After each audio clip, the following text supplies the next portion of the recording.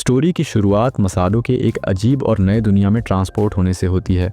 ये दुनिया उसकी पुरानी दुनिया से बहुत अलग नहीं है, सिवाय एक बड़ी बात के, यहाँ पर मेल और फीमेल का रेशियो 1:5 है। इसके अलावा सब कुछ उसकी पुरानी दुनिया जैसा ही है, जिससे उसे एडजस्ट होने में आसानी होती है। लेकिन एक बात है जो मसाडो को परेशान कर रही है। यहाँ एक ऑर्डिनरी लाइफ जीना बहुत चैलेंजिंग है। उसे लगता है कि हर कोई ऑपोजिट सेक्स का अटेंशन चाहता है। जैसे मीरा, एक हाई स्कूल गर्ल, अक्सर उसके पास आती है और उसे चाय पर इनवाइट करती है, पर मसाडो को ऐसी सिचुएशंस पसंद नहीं हैं। फिर भी वो जानता है कि चाहे वो कितनी बार मना करे, लोग यहाँ इतनी आसानी से हार नहीं मानते।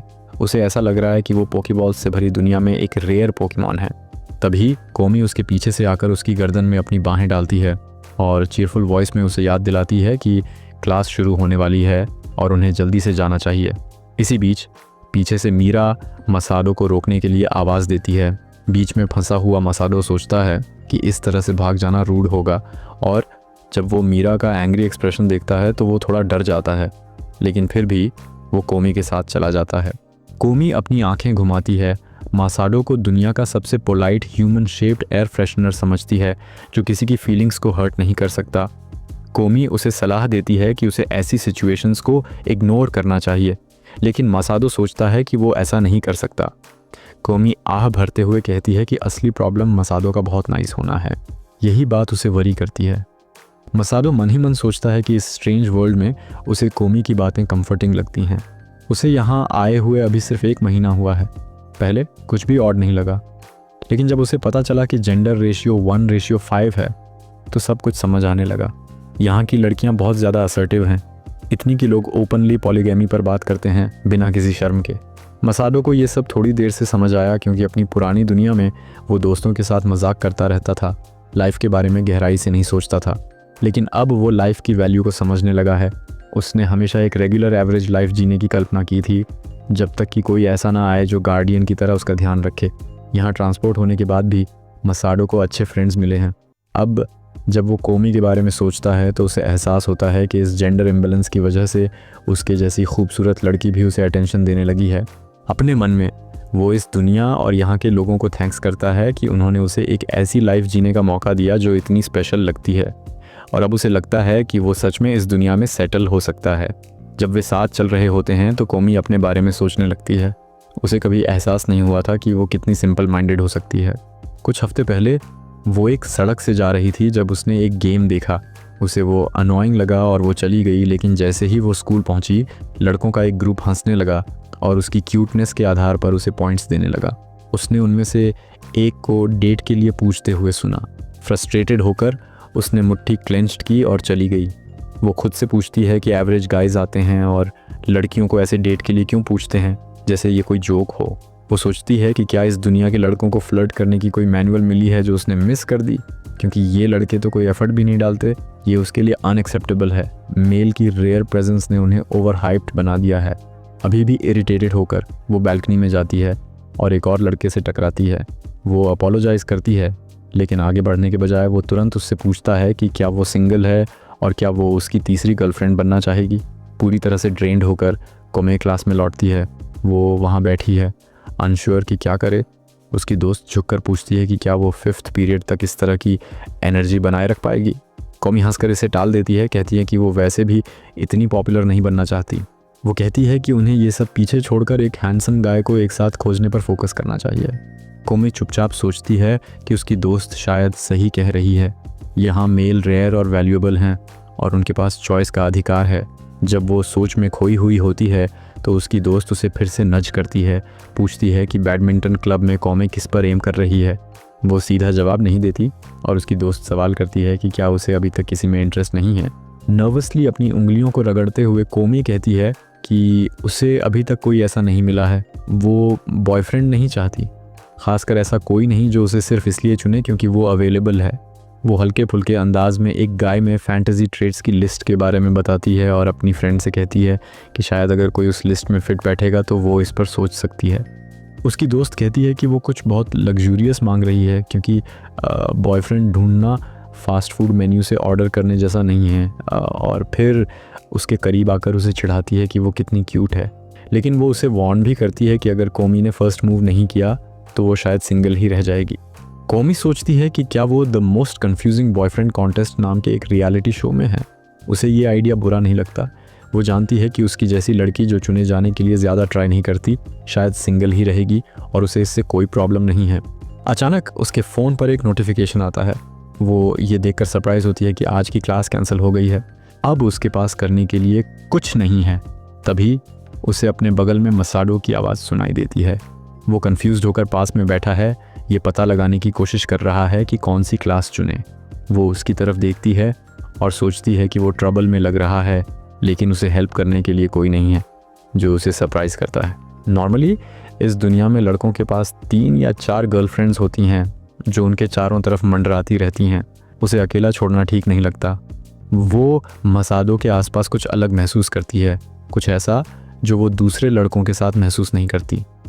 वो सोचने लगती है कि वो कितना हैंडसम है।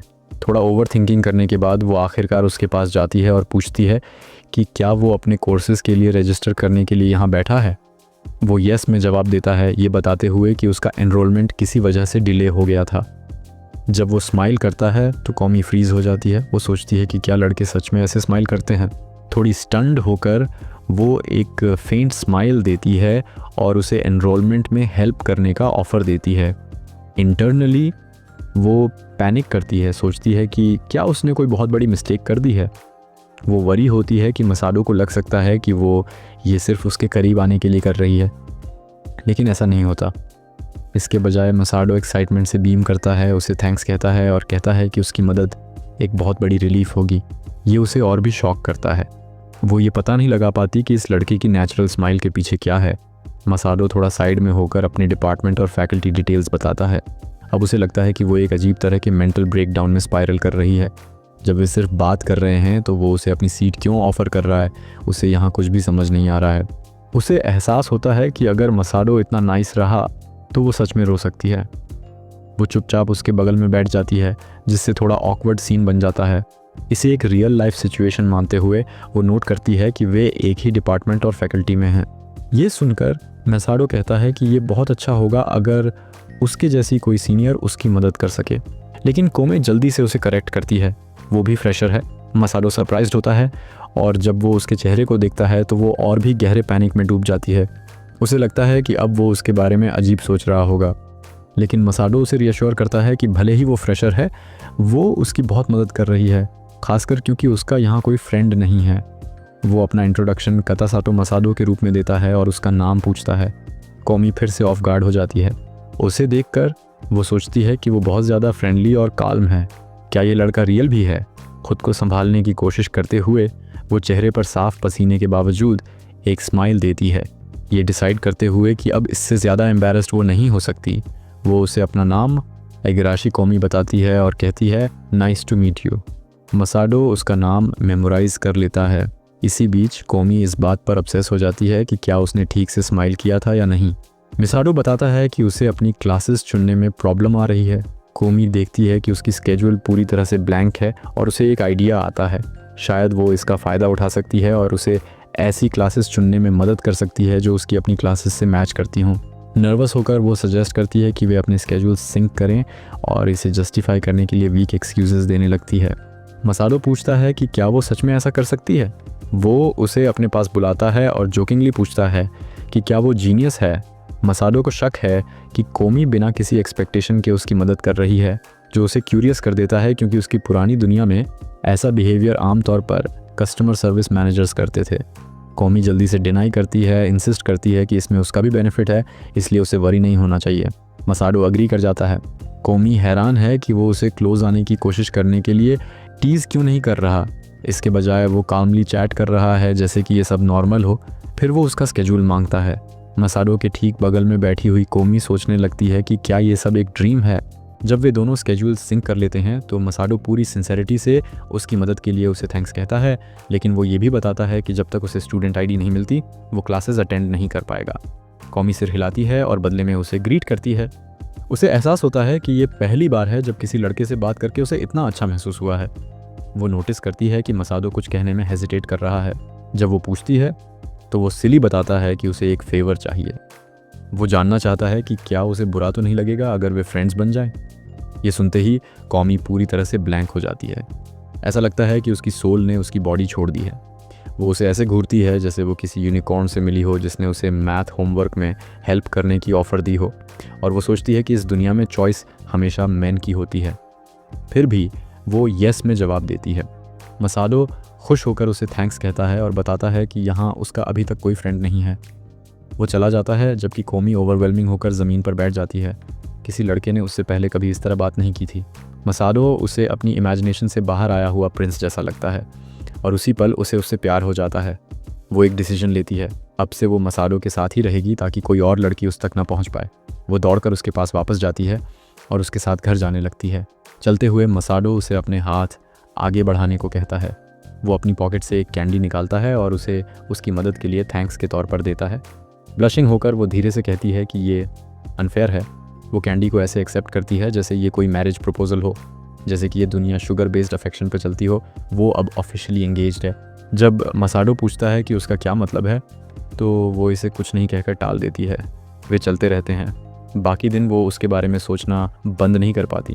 वो डिसाइड करती है कि मसाडो बाकी लड़कों जैसा नहीं है, उसमें कुछ प्योर और काइंड है और अब उसके दिल को एक नया ऑब्सेशन मिल गया है। वो खुद से कहती है कि एक दिन वो डेफिनेटली उसकी पर्सनल गर्लफ्रेंड बनेगी। मसाडो स्कूल के लिए लेट हो रहा है। बाहर से एक आवाज़ आती है, उसे जल्दी करने के लिए कहती है क्योंकि वो एक लिमिटेड टाइम ऑफर का पीछा करने वाले आदमी की अर्जेंसी के साथ चलता है, लेकिन उसका मन कहीं और है। वो सोच रहा है कि उसे इस अजीब पैरेलल वर्ल्ड में आए हुए 1 महीना हो चुका है। एक ऐसी दुनिया जहां उसका मिरर वर्जन पहले ही रह चुका था, हाई स्कूल से ग्रेजुएट हो चुका था और कॉलेज की तैयारी कर रहा था। उसे अपनी अराइवल याद आती है। यहाँ उसका कोई नहीं था, न फैमिली न फ्रेंड्स। लेकिन फिर आयका आई, वो इंसान जिसने उसे अपने पास रखा, एक प्रोटेक्टिव फिगर की तरह प्रोटेक्ट किया। जब वो दरवाजे पर खड़ा होता है तो आयका उसे उसकी इवनिंग शिफ्ट के बारे में याद दिलाती है। अपने मन में वो सोचता है कि आयका उसकी लाइफ में गुडनेस की एक फोर्स की तरह आई। वो मैरिड है लेकिन ऐसा लगता है कि वो अपने हस्बैंड से अलग रह रही है। वो अब उसके पास आती है और उसे प्यार से डांटती है, कहती है कि उसे शावर में इतना टाइम नहीं लगाना चाहिए। मसाडो बताता है कि उसे एक्सरसाइज की वजह से देर हो गई। असल में उसने केवल 20 मिनट तक छत को ब्लैंकली घूरने की अपनी एबिलिटी का एक्सरसाइज किया था। आयका अपनी आंखें सिकोड़ कर पूछती है कि क्या उसने कोई नए फ्रेंड्स बनाए हैं। जब वो येस में जवाब देता है तो वो एक बड़ी बहन की तरह एक्सप्लोड हो जाती है। उस पर चिल्लाती है कि वो किसी भी अजीब लड़की को अपने पास न आने दे और वो उस पर बिग सिस्टर स्टाइल रिस्ट्रिक्शंस लगाना शुरू कर देती है। मसाडो उसकी बातें सुनता है, फिर क्लास के लिए निकल पड़ता है, ये सोचते हुए कि इस दुनिया के लोगों को वो कोई रेकलेस गाय लग सकता है जो किसी भी स्ट्रेंज गर्ल को अपने पास आने देता है। लेकिन जैसे ही वो क्लास पहुंचता है, कोमी एक ब्राइट स्माइल के साथ उसका वेलकम करती है। ये एक ऐसी स्माइल थी जो एक वेंडिंग मशीन को फ्री में स्नैक्स देने के लिए कन्विंस कर सकती थी। वो उसे सीट बचाने के लिए थैंक्स कहता है और उसके बगल में बैठ जाता है। जब वो बैठता है वो लकी फील करता है कोमी जैसी किसी को फ्रेंड के रूप में पाकर।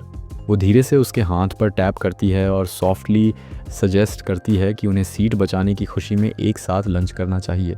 मसाडो थोड़ी कन्फ्यूजन में उसे देखने के लिए मुड़ता है। उसके सीने में होप खिलती है, एक ओवर वाटर्ड प्लांट की तरह, वाइल्ड, मेसी और पूरी तरह से अनआस्क्ड। अपने दिमाग में वो उसे एक क्यूट क्रीचर कहता है और सोचता है क्या वो शायद मुझे पसंद करती है। उसके अंदर होप की एक छोटी स्पार्क चलती है जो उसे ये विश्वास दिलाती है कि वो आखिरकार अपने वर्जिन मोड से बाहर निकल सकता है।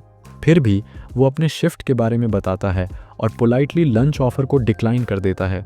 वो पूछती है कि क्या उसकी शिफ्ट्स हमेशा फ्राइडेज़ को होती हैं। जब वो येस कहता है तो वो मंडे सजेस्ट करती है। मसाडो अग्री कर जाता है। उसकी हैप्पीनेस लेवल किसी ऐसे इंसान की तरह थी जिसे बैग के बॉटम में एक्स्ट्रा फ्राइज मिल गए हों। वो प्रैक्टिकली बाउंस करती हुई उसे बताती है कि वो उस दिन का इंतज़ार करेगी। मसाडो एक पल के लिए स्टंट खड़ा रहता है। क्या सच में इतनी क्यूट लड़की उससे दोस्त बनने के लिए इतनी ईगर है? उसकी ओरिजिनल दुनिया में वो प्रैक्टिकली किसी लड़की के क्लोज आए बिना मरने के लिए डूम्ड था। उसका दिमाग उन सभी काइंड चीज़ों को याद करने लगता है जो कोमी ने की हैं। उसकी ओरिजिनल दुनिया में वो उसके जैसी किसी के पास भी नहीं आता। अब वो सोचने लगता है कि क्या वो उसके साथ टाइम बिताने के लिए अपने दोस्तों को इग्नोर कर रही है। वो उसकी तरफ मुड़ता है और धीरे से पूछता है कि क्या वो सच में उसके बगल में बैठने में ओके है। क्या वो अपने दूसरे फ्रेंड्स के साथ नहीं बैठना चाहती? कोमी एक सेकंड के लिए सोचती है और रिप्लाई करती है कि ऐसा नहीं है, वो अपने फ्रेंड्स से क्लब में या कहीं और बाद में मिल सकती है। मसाडो उसे ऑप्शन देने की कोशिश करता है और बताता है कि उसकी क्लास ख़त्म हो गई है, इसलिए अगर वो जाना चाहती है तो जा सकती है। कोमी कंफ्यूज्ड होकर पूछती है क्यों? ये सिंगल वर्ड मसाडो को एक वेव की तरह हिट करता है क्योंकि उसकी सॉफ्ट स्माइल में इमोशनल पावर थी 1000 अनसेंटेड लव लेटर्स की, जो उसे गहरे थॉट में भेज देती है। क्यों वो उसे इतनी सॉफ्ट स्माइल के साथ देख रही थी और क्यों ये देखकर उसके दिल को अजीब सा डर लग रहा था। कॉमी के साइड से स्टोरी थोड़ी डिफरेंट थी। मसाडो के रूम में आने से पहले ही वो मिशन पर लगी हुई थी, उसे ढूंढ रही थी। उसने उसके लिए एक सीट भी सेव कर ली थी। वो उसे हार्ट इमोजी के साथ टेक्स्ट भेजने ही वाली थी, पर उसे लगा कि ये बहुत क्रिंज होगा। उनकी फ्रेंडशिप को 1 महीना हो गया था और वो दिल ही दिल में जानती थी कि मसाडो जैसा लड़का मिलना शायद फिर कभी नहीं होगा। उसे लगता था कि उसे मसाडो को बैड इन्फ्लुएंसेस और गलत लड़कियों से प्रोटेक्ट करना चाहिए। इसीलिए उसने हमेशा उसके क्लोज रहने का डिसाइड किया। उसकी इमेजिनेशन में वो एक फ्यूचर देखती थी जहां मसाडो उसका पर्सनल बॉयफ्रेंड है। ये आइडिया ही उसे बहुत खुशी दे रहा था। ये सब सोचते हुए उसने उसे एक मैसेज भेजा। मसाडो ने एक स्टिकर के साथ रिप्लाई किया जिस पर लिखा था थैंक्स। कॉमी और भी डिटर्मिन्ड हो गई। वो मसाडो को दूसरी लड़कियों से गार्ड करेगी और शायद कुछ प्रोग्रेस भी करेगी, क्योंकि वो जेन्युइनली उसे अपना बॉयफ्रेंड बनाना चाहती थी। पर रिजेक्शन का डर भी था, इसीलिए उसने स्लो एंड स्टेडी जाने का डिसाइड किया। वो सोचने लगी, उसे ये भी नहीं पता था कि उसे किस तरह का खाना पसंद है। वो यहाँ बाकी सबसे अलग था। स्कूल टाइम उसे जानने के लिए काफ़ी नहीं था, इसीलिए उसने उसे डिनर पर इनवाइट करने का डिसाइड किया। उसका मन पहले से ही डिनर रिजर्वेशन पिक्चर कर रहा था। वो जेन्युइनली हैप्पी महसूस कर रही थी। बाद में जब मसाडो ने उसके फ्रेंड्स के बारे में पूछा तो कुमी बस उसी के साथ टाइम स्पेंड करना चाहती थी। उसने उसे अश्योर किया कि वो अपने फ्रेंड से क्लब में मिलेगी, पर जब मसाडो ने फिर से जेंटली इंसिस्ट किया तो वो सवाल करने लगी, वो उसके साथ क्यों नहीं रहना चाहता। उसने पूछा क्यों। ये वर्ड उसके मुंह से जितना वो चाहती थी उससे लाउडर निकल गया। मसाडो सरप्राइज्ड दिखा। उसने कहा मे बी वो उसके साथ कंफर्टेबल नहीं है। कॉमी रुकी और पूछा क्या कोई और गर्ल है जिसके साथ वो जाना चाहता है। उसका ब्रेन तुरंत डिटेक्टिव मोड में चला गया। उसके थॉट्स स्पाइरल करने लगे। शायद मसाडो की कोई और फ्रेंड है, शायद वो और भी क्यूट है। कॉमी नहीं चाहती थी कि उसे पुश अवे किया जाए, पर फिर उसने अपना सर हिलाया और कहा कि कोई और नहीं है। इनफैक्ट वो खुश है कि एक ब्यूटीफुल गर्ल उसके बगल में बैठी है और उसके कोई और फ्रेंड्स नहीं हैं। ये वर्ड्स उसे फायरवर्क्स की तरह लगे। ब्यूटीफुल गर्ल, उसे कॉन्फर्मेशन चाहिए थी। उसने उससे पूछा क्या तुम्हें लगता है कि मैं क्यूट हूँ। मसाडो ने रिप्लाई किया ऑफ कोर्स तुम क्यूट हो। उसके चीक्स एकदम लाल हो गए। किसी ने उसे क्यूट कहा था। वो स्माइल करने लगी, अपना हाथ अपने चीक पर रखा। उसके क्रश ने उसे क्यूट कहा। ये एक ऐसा मोमेंट था जिसे वो कभी नहीं भूलेगी। स्कूल ख़त्म हुआ और वो अपने रास्ते चले गए। कॉमी जा रही थी, ये सोच रही थी कि उसे क्लास में वो वियर्ड क्वेश्चंस नहीं पूछने चाहिए थे। तभी उसकी बैडमिंटन क्लब की फ्रेंड आ गई। कॉमी की फ्रेंड ने उसके फेस पर वो लुक देखा और उसे टीज करते हुए पूछा कि उस लव स्ट्रक एक्सप्रेशन के पीछे क्या है। कॉमी फ्लस्टर्ड होकर बोली कि कुछ नहीं चल रहा है, पर उसकी फ्रेंड ने ग्रिन किया और भी प्रेस किया। पूछा कि वो उसे उस लड़के से कब इंट्रोड्यूस कराएगी। उन्होंने बॉय रिलेटेड अपडेट्स शेयर करने का प्रॉमिस किया था। उसकी फ्रेंड ने सवाल पर सवाल किए।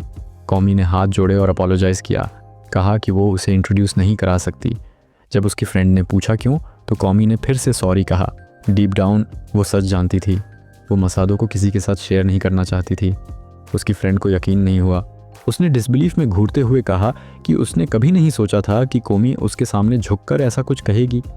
फिर भी उसने इस कंडीशन पर जाने दिया कि कॉमी उसे दूसरे बॉयज़ के बारे में अपडेटेड रखेगी।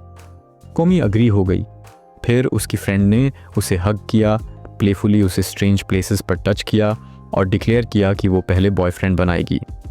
उसने एक स्ट्रॉन्ग चीयर के साथ कॉमी को इनकरेज किया, गिव इट योर ऑल। कॉमी अपने फीलिंग्स के बारे में सोचने लगी। जब से वो मसाडो के लिए फॉल हुई थी, लाइफ मैजिकल लग रही थी, जैसे सब कुछ स्पार्कल्स के साथ ग्लो कर रहा हो। Everything feels good. पर जब भी दूसरी लड़कियां उसके क्लोज आती थीं तो उसे अच्छा नहीं लगता था। उसे लगता था कि शायद वो इनफ नहीं है, क्योंकि मसाडो के लिए वो कुछ भी करने को तैयार थी। और अब उसे अपने बारे में कुछ नया पता चला था। वो एक जेलस पर्सन है। उसके थॉट्स बार बार मसाडो के इर्द गिर्द घूम रहे थे। मीनवाइल रात में मसाडो बास्केटबॉल खेल रहा था, अलाउड सोच रहा था। वो सोच रहा था कि आज कॉमी को क्या हो गया था, पर जब उसे उसकी चीयरफुल स्माइल याद आई तो उसे सेटिस्फैक्शन फील हुआ। तभी एक और गर्ल वहाँ आ गई। वो उसके पास आई और उसे बुलाया, थिंकिंग कि अगर कोई और गर्ल उसकी लाइफ में आती है तो उसे बिल्कुल पसंद नहीं आएगा। मसाडो इस वर्ल्ड में कैजुअली बास्केटबॉल नहीं खेल सकता था, क्योंकि यहाँ फीमेल पॉपुलेशन ओवरवेलमिंगली हाई है। कभी कभी उसे ऐसा लगता था जैसे वो कलेक्टर से भरी हुई स्टोर में last limited edition action figure हो। कोमी भी उसे अपने क्लब में ज्वाइन नहीं करने देती क्योंकि वो नहीं चाहती कि मसाडो किसी और के साथ इन्वॉल्व हो। ये सब सोचते हुए उसे अचानक एहसास हुआ कि वो अकेला नहीं था। पीछे से एक वॉइस आई, ये बास्केटबॉल क्लब की मेंबर जेसी यूका है। उसने टर्न किया और कैजुअली उसे एड्रेस किया। उसे लिटिल गर्ल कहा और कहा कि वो थोड़ी लेट है। ऑफेंडेड होकर वो वापस बोली कि वो अब लिटिल गर्ल नहीं है। उसने उसे इन्फॉर्म किया कि वो अब मिडिल स्कूलर है, जैसे कि उसने लाइफ का प्रीमियम मेंबरशिप अनलॉक कर लिया हो। मसाडो को याद आया कि वो इस लड़की से यहाँ ट्रांसपोर्ट होने के तुरंत बाद मिला था। ये बास्केटबॉल कोर्ट उसके प्रैक्टिस के लिए बेस्ट प्लेस था, पर उससे पहले यूका भी यहाँ ट्रेन करती थी। उसे याद आया कि जब वो पहली बार मिले थे तो यूका ने उसे ये स्पॉट बिना हेजिटेशन के दे दिया था और दूसरी बार भी उसने इसे छोड़ दिया, पर तीसरी बार उसने उसे एक मैच के लिए चैलेंज किया। ऐसे ही वो दोनों क्लोज होने लगे। उन्होंने एक फ्रेंडली मैच खेला जहां ये डिसाइड हुआ कि विनर स्पॉट का ओनर होगा। मसाडो को लगता था कि उसकी हाइट उसे एडवांटेज देती है, पर वो जानता था कि यूका एक स्किल्ड बास्केटबॉल प्लेयर है। एक बार जब वो थोड़ी और ग्रो हो जाएगी तो वो उसे डिफीट कर पाएगी। साथ में खेलते हुए यूका ने अचानक उसे बताया कि उसने आज एक सीक्रेट स्ट्रैटेजी डेवलप की है। वो परफॉर्म करने लगी। स्किलफुली बॉल उसके हाथों से ऐसे स्टील करने लगी जैसे किसी ने बहुत प्रैक्टिस की हो। जैसे ही वो रोल इन करके गोल करने वाली थी, उसके पैर टैंगल हो गए और वो नीचे गिर गई। उसने तुरंत उसके नीचे डाइव किया, उसे हर्ट होने से बचाया। वो दोनों एक बहुत ही ऑकवर्ड पोजीशन में थे और उन्होंने इसे एक ही टाइम पर रियलाइज़ किया। मसाडो ने उसे मूव करने के लिए कहा और जब उसने ध्यान दिया तो उसे एहसास हुआ कि वो एक बहुत ही इनअप्रोप्रिएट पोजीशन में बैठी थी। शॉक्ड होकर वो वापस जंप हुई और बेहोश हो गई। जब यूका अनकॉन्शियस पड़ी थी, उसके थॉट्स वापस पीछे चले गए। उसे याद आया कि ये पहली बार था जब उसकी मसाडो के साथ प्रॉपर कॉन्वर्जेशन हुई थी। करीब 1 महीने पहले जब वो उससे मिली नहीं थी, उसके फ्रेंड्स ने पूछा था कि क्या वो शोया नाम के लड़के को डेट कर रही है। उसकी फ्रेंड रीका ने हाँ कहा और यूका से पूछा कि वो उसके बारे में क्या सोचती है। एम्बैरेस्ड होकर यूका शांत रही क्योंकि उसने पहले कभी किसी को कन्फेस नहीं किया था। उसे लगता था कि उसकी क्लास के सारे बॉयज़ बस किड्स थे। तभी कुछ लड़के जो उसके पीछे खड़े थे टीजिंगली कहने लगे कि वो क्लास में ब्रा पहन कर आई थी। उन्होंने उसके ब्रा के बारे में एक अजीब कॉन्वर्जेशन शुरू कर दी क्योंकि वो उन सबसे टॉलर थी। यूका को पता था कि उसकी क्लास में कोई भी उसमें इंटरेस्टेड नहीं था, मोस्टली उसकी हाइट की वजह से, पर इस वर्ल्ड में इस तरह की चीज़ नॉर्मल थी। उसने उनकी कमेंट्स को कम्प्लीटली इग्नोर कर दिया, ये जानते हुए कि इसका उससे कोई लेना देना नहीं था। उसके क्लासमेट्स अक्सर उसे बास्केटबॉल खेलने के लिए मजाक उड़ाते थे, पर उसने उनकी बातों पर ध्यान नहीं दिया और बस चली गई। वो जानती थी कि उसकी फ्रेंड्स बस बॉयज़ के क्लोज आने के लिए क्लब में शामिल हुई थीं, पर वो जेन्युइनली खेलना चाहती थी। वो ज़्यादा से ज़्यादा गेम्स जीतना चाहती थी। एक बार जब उसकी फ्रेंड्स ने उसे परवर्ट कहा तो वो पूरी तरह स्टन्ड रह गई। उसने अपनी फ्रेंड को शांत करने की कोशिश की, पर उस लड़की ने कंटिन्यू रखा। क्लेम किया कि सब लोग पहले से ही जानते हैं कि यूका डर्टी बुक्स पढ़ते हुए ग्राइंड करती है। उसने यहाँ तक क्लेम किया कि उसने यूका के बेड के नीचे कुछ सस्पिशियस देखा था। उस पॉइंट पर यूका ने अपनी फ्रेंड के मुंह पर हाथ रखा, ये सोचते हुए कि ये ऑब्वियस था कि वो एक गर्ल है और मेन में इंटरेस्टेड होगी। उसने सोचना शुरू किया कि अगर उसे कभी अपनी क्लास के बाहर कोई कूल गाय मिला तो वो डेफिनेटली उसके साथ रहना चाहेगी। और तभी उसने मसाडो को बास्केटबॉल कोर्ट पर देखा। वो अकेला खेल रहा था। वो सरप्राइज थी, कोई लड़का ऐसे अकेले प्रैक्टिस कैसे कर सकता है। उसने ऐसी चीज़ें सिर्फ मूवीज़ या वीडियोज़ में देखी थीं।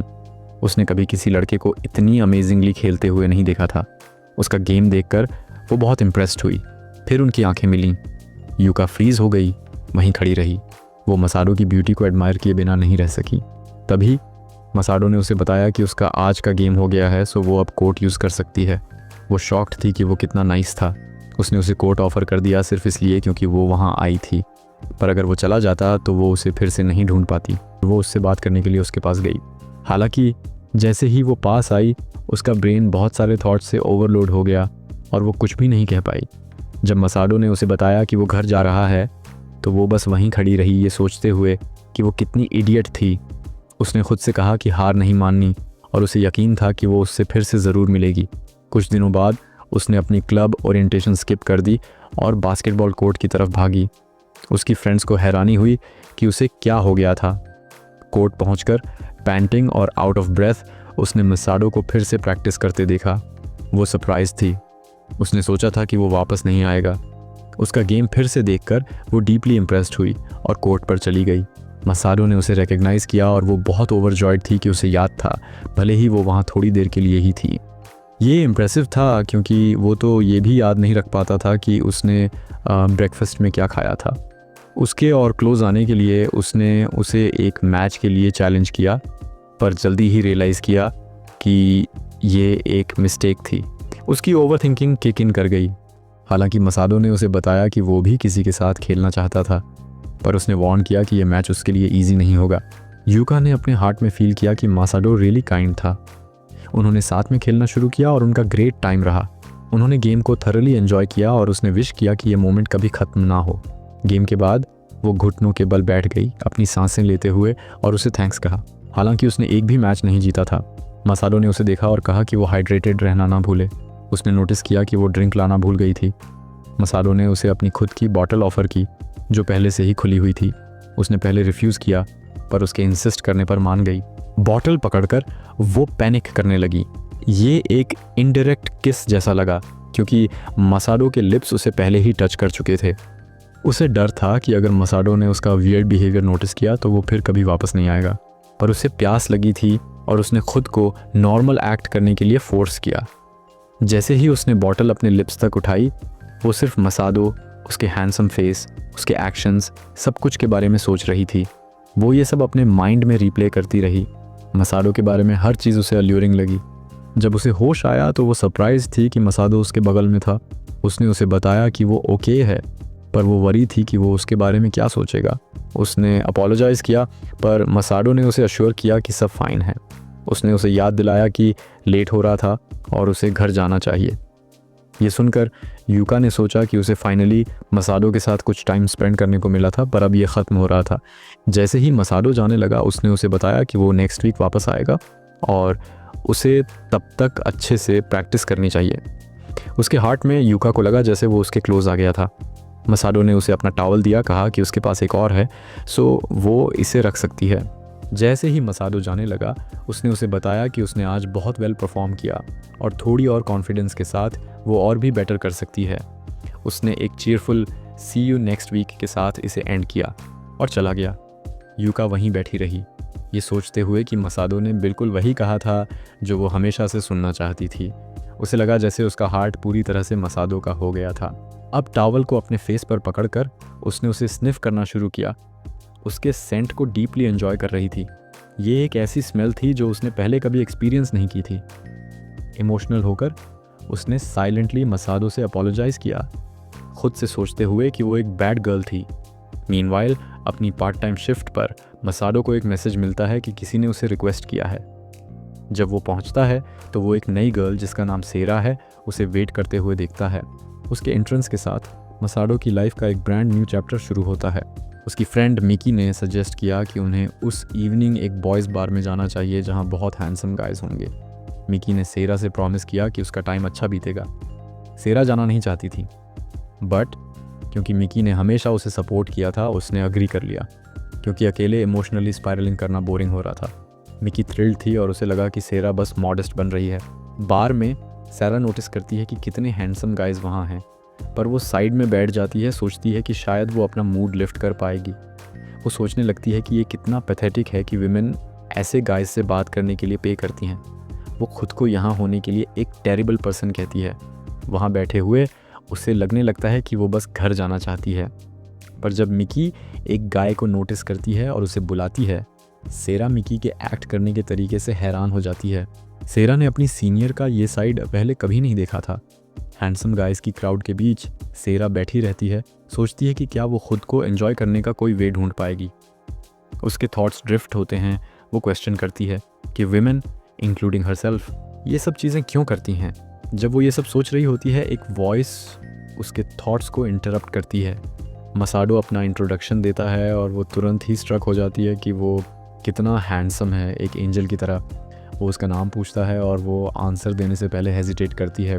वो उसे कॉम्प्लीमेंट करता है और वो उसकी काइंडनेस से चौंक जाती है। फिर वो पूछता है कि क्या वो यहाँ आफ्टर वर्क आई है, और सेरा रिप्लाई करती है कि उसकी नेक्स्ट डे ऑफ है। वो कैजुअली चैट करना शुरू कर देते हैं और सेरा हंसते हुए मसाडो को केयर फ्री मैनर में जवाब देती है। उसे रियलाइज़ होता है कि उसे ऐसे हंसे हुए बहुत टाइम हो गया है और वो अमेज्ड है कि उससे बात करना कितना ईजी लगता है। मसाडो पूछता है कि क्या उसके डे ऑफ के लिए कोई प्लान्स हैं, और सारा शेयर करती है कि वो गेमिंग एंजॉय करती है। उसे थोड़ा सेल्फ कॉन्शियस फील होता है, सोचती है कि वो उसके साथ कंफर्टेबल हो रही है।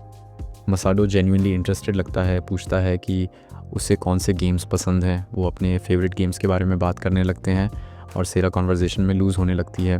स्टिल वो वंडर करती है कि मसाडो लॉयल है या बार में बाकी सब की तरह बस टाइम पास कर रहा है। लेटर सेरा बहुत ड्रंक हो जाती है। वो ये ट्रैक लूज़ कर देती है कि उसने कितना पी लिया है। वो अपने बॉस के बारे में वेंट करना शुरू कर देती है, ये रियलाइज़ किए बिना कि वो मसाडो को बहुत ज़्यादा बता रही है। वो ख़ुद को इडियट कहती है ये सोचने के लिए कि उसका एक्स बॉयफ्रेंड उसमें इंटरेस्टेड था। बट मसाडो उसे रीअश्योर करता है, कहता है कि ये उसकी गलती नहीं है। सेरा अपने एंग्री थॉट्स से बाहर आती है, रियलाइज़ करती है कि ये उसकी गलती नहीं थी। मसाडो अभी भी एंग्री है, एक्सप्लेन करता है कि सिर्फ इसलिए क्योंकि मैन कम हैं, इसका मतलब ये नहीं कि वो सुपीरियर हो जाते हैं। उसे ऐसे इंसान पसंद नहीं हैं जो उस रीज़न से कॉकी एक्ट करते हैं। सेरा उसकी इंटेंसिटी से सरप्राइज्ड होती है, बट रियलाइज़ करती है कि मसाडो जेन्युइनली उसके लिए एंग्री है। मसाडो उसे बताता है कि अगर वो उसका एक्स होता तो वो उसके जैसी किसी को डेट करना चाहता। ये सुनकर सेरा स्पीचलेस हो जाती है। उसका फेस रेड हो जाता है, जैसे वो प्रोसेस कर रही हो कि उसने क्या कहा। वो वहाँ क्वाइटली बैठी उसके वर्ड्स को सुनती है, फील करती है कि उसके हार्ट में कुछ स्टर हो रहा है। घर पर सेरा मसाडो की प्रोफाइल खोलती है और उसकी पिक्चर को देखती है। उसे रियलाइज़ होता है कि वो अपनी लाइफ उसके बिना इमेजिन नहीं कर सकती। नेक्स्ट डे मिकी एक्साइटेडली मसाडो से बात कर रही है, एक्सप्लेन करती है कि सेरा सिर्फ उसके लिए बाहर आई थी। सेरा एम्बैरेस्ड होकर मसाडो को एक लैंकी लिटिल कहती है और अलूफ एक्ट करने की कोशिश करती है, बट उसके हार्ट में वो तुरंत रिग्रेट करती है, नोइंग कि मसाडो हर तरह से परफेक्ट है। जैसे वो मसाडो के बारे में सोचती है, वो होप करती है कि वो उसके बिहेवियर को मिस इंटरप्रेट नहीं करेगा। मसाडो उसकी डिस्ट्रेस को नोटिस करता है, स्माइल करता है और जेंटली उसका हैंड पकड़ता है, उसे बताता है कि वो अंडरस्टैंड करता है। वो उसे इनकरेज करता है कि वो फिर से वापस आए। सायरा ये सोचने से खुद को नहीं रोक पाती कि वो उसे लाइक करना शुरू कर रही है। वो डीप डाउन जानती है कि वो उसके पास किसी और को नहीं चाहती। हाउएवर, जब तक वो वहाँ वर्क करता है उसे दूसरों के साथ शेयर करना पड़ेगा। जैसे वो चली जाती है, वो सोचती है कि उसे उसके साथ और टाइम स्पेंड करना पड़ेगा। अपने घर जाते समय मिकी सेरा को हग करती है, पूछती है कि वो और मसाडो क्या बात कर रहे थे। सेरा एम्बैरेस्ड होकर उसे शटअप करने की कोशिश करती है, पर डीप डाउन वो जानती है कि मिकी उसके सारे हार्ड टाइम्स में उसके लिए थी। फाइनली सेरा ट्रेन स्टेशन पहुंचती है और मसाडो को फिर से नोटिस करती है। वो हेजिटेट करती है, सोचती है कि उसे फॉलो नहीं करना चाहिए, बट खुद को उसके पीछे चलते हुए पाती है जब तक कि वो टर्न नहीं करता और उसे घूरते हुए नहीं पकड़ता। एम्बैरेस्ड सेरा क्विकली दूसरी तरफ देखती है, सोचती है कि वो ऐसा करने के लिए एक टेरिबल पर्सन होगी। वो वंडर करती है कि वो उसकी तरफ इतना ड्रॉन क्यों है। वो ये भी सोचती है कि ये एक क्राइम जैसा लगता है, बट वो खुद को रोक नहीं पाती। वो बस उसके क्लोज रहना चाहती है। मसाडो एक फैशन सेल जैसा लगता है, अट्रैक्टिंग गर्ल्स जो आती जाती रहती हैं सिर्फ उसकी एक झलक पाने के लिए। सीन शिफ्ट होता है मंडे मॉर्निंग पे, जहाँ आयका मसाडो को इन्फॉर्म करती है कि उसके लिए फैसिलिटी से एक पैकेज आया है। मसाडो थैंक्स बोलता है और जल्दी से बॉक्स ओपन करता है, जहाँ उसे वही बिलोंगिंग्स मिलती हैं जो उसकी प्रीवियस लाइफ में थीं। स्टिल कुछ अनफेमिलियर आइटम्स भी उसकी नज़र कैच कर लेते हैं। बेचारा लड़का अपने ओल्ड वर्ल्ड में ऑर्फन था और फॉस्टर केयर में ग्रो अप किया था, और जब उसे पता चलता है कि इस वर्ल्ड का मसाडो भी सेम जगह पर रहता था, तो वो सोचने लगता है कि क्या दोनों ने समहाउ प्लेसेस स्विच कर लिए। उसके बाद आयका जेंटली उसे बोलती है कि चाहे उसका पास्ट जो भी हो, वो उसकी केयर करने को रेडी है, और ये भी कहती है कि अगर वो चाहे तो वापस फैसिलिटी जा सकता है। लेकिन जिस तरह इस वुमन ने उसे अब तक ट्रीट किया है, उसके बाद उसका कभी भी वहाँ से जाने का मन नहीं होता। वो आयका से बोलता है कि जब वो ग्रेजुएट हो जाएगा तब ज़रूर अपना डेट रिपे करेगा। जेंटल लेडी उसके हेड पर पैट करती है और बोलती है कि फ़िलहाल कैंपस लाइफ एंजॉय करो और बाकी सब तब सोचो जब वाकई ज़रूरत हो। ऐसा कंफर्ट पाकर मसाडो सोचने लगता है कि पेरेंट्स होने की फीलिंग शायद कुछ ऐसी ही होती है, और वो उम्मीद करता है कि जो दूसरा मसाडो उसके वर्ल्ड में पहुंचा है उसे भी कोई आयका जैसी मिल गई होगी। जैसे ही वो अपने पैरेलल सेल्फ पर तरस खा रहा होता है, उसकी नज़र क्लॉक पर पड़ती है और अचानक रियलाइज़ करता है कि वो कौमी के साथ अपनी डेट के लिए लेट हो रहा है। उधर कौमी मीटिंग स्पॉट पर पहुंच चुकी है, पूरी तरह पम्प्ड अप दिखती है। उसने पूरा हफ्ता इस मोमेंट के लिए रेडी होने में लगा दिया, खुद का क्यूटेस्ट वर्जन परफेक्ट करने की कोशिश करते हुए। जैसे ही वो कुछ लास्ट मिनट डिटेल्स फिक्स करती है, मसाडो उसे आवाज़ देता है जिससे वो थोड़ी चौंक जाती है। मसाडो जल्दी से माफ़ी मांगता है कि उसने उसे स्टार्टल कर दिया, लेकिन कोमी उसके स्माइल पर और भी ज़्यादा फॉल कर जाती है। मसाडो उसके आउटफिट की वैसी तारीफ़ करता है जैसी हर लड़की सुनना चाहती है, और कोमी थोड़ी फ्लस्टर्ड होकर पूछती है कि क्या वो सच में ऐसा सोचता है। मसाडो बोलता है कि वो तो हमेशा क्यूट लगती है। मसाडो ये भी बताता है कि उसके पास मुश्किल से ही कोई ऐसे क्लोथ्स हैं जो अच्छे लगे हैं, तो कोमी सजेस्ट करती है कि मूवी से पहले कुछ स्टोर्स चेक कर लें। मसाडो अग्री करता है और कहता है कि कुछ ऐसा चूज़ करो जो ब्रूमस्टिक जैसे शेप वाले इंसान को भी हाफ वे डिसेंट बना दे। थोड़ी देर बाद दोनों एक थिएटर में बैठे होते हैं और मसाडो अब वॉकिंग वार्डरोब की तरह नए कपड़ों से भरा दिख रहा होता है। कोमी थोड़ी गिल्टी फील करती है और माफ़ी मांगती है कि एक्साइटमेंट में उसे एहसास ही नहीं हुआ कि उन्होंने कितना शॉपिंग कर लिया। मसाडो उसका मूड लिफ्ट करता है और कहता है कि वो ह्यूज हेल्प थी और अब उसे काफ़ी समय तक शॉपिंग की ज़रूरत नहीं पड़ेगी। इसके बाद वो डिस्कस करते हैं कि थिएटर कितना एम्प्टी लग रहा है, शायद वीकडे होने की वजह से, और मसाडो बताता है कि ये शायद उसकी वेरी फ्यू रोमांस मूवीज़ में से एक है। ये सुनकर लड़की ब्लश कर जाती है क्योंकि उसने ये मूवी इसलिए पिक की थी ताकि मसाडो उसे थोड़ा और नोटिस करे। तभी मूवी शुरू होती है और मसाडो पूरी अटेंशन स्क्रीन पर लॉक कर देता है, जबकि लड़की उसकी फेस से नज़र हटा ही नहीं पाती। वो सोचने लगती है कि अगर वो उसका हाथ पकड़ ले तो उसकी रिएक्शन कैसी होगी। फिर डरती है कि वो उसे माफ़ करेगा या नहीं। उसके माइंड में हर वर्स्ट केस सिनारियो भर जाता है, फिर भी वो पीछे नहीं हटती और धीरे धीरे अपना हाथ उसके हाथ से ब्रश करती है, लेकिन अल्टीमेट ब्रिक वॉल जैसा लड़का कुछ नोटिस ही नहीं करता। मूवी के बाद जब वो थिएटर से निकलते हैं, मसाडो मुस्कुराकर बोलता है कि मूवी बहुत अच्छी थी। वहीं लड़की, जिसने पूरी मूवी में स्क्रीन पर ध्यान ही नहीं दिया था, थोड़ा डिसहार्टेंड महसूस करती है कि उसने उसकी तरफ देखा तक नहीं। उसकी परेशानी ज़्यादा देर नहीं रहती क्योंकि वही क्लूलेस गाय कह देता है कि वो ऑलरेडी उनके नेक्स्ट आउटिंग का इंतज़ार कर रहा है, जिससे कोमी का फेस लाइट अप हो जाता है और वो बाकी का टाइम भी एंजॉय करती है। नेक्स्ट डे सेकेंड पीरियड के बाद के ब्रेक में कोमी खुद को अब भी अपने फ्यूचर हबी के बारे में डे ड्रीमिंग करते हुए पाती है। मिज़ुहो रूम के उस पार से हाथ हिलाकर उसे सिग्नल देती है कि उसने उसकी सीट सेव कर रखी है। कोमी थैंक्स बोलती है और वहाँ पहुँचती है जहाँ उसकी फ्रेंड कुछ ज़्यादा ही चीयरफुल लग रही होती है। तो कोमी फाइनली पूछ लेती है कि क्या चल रहा है।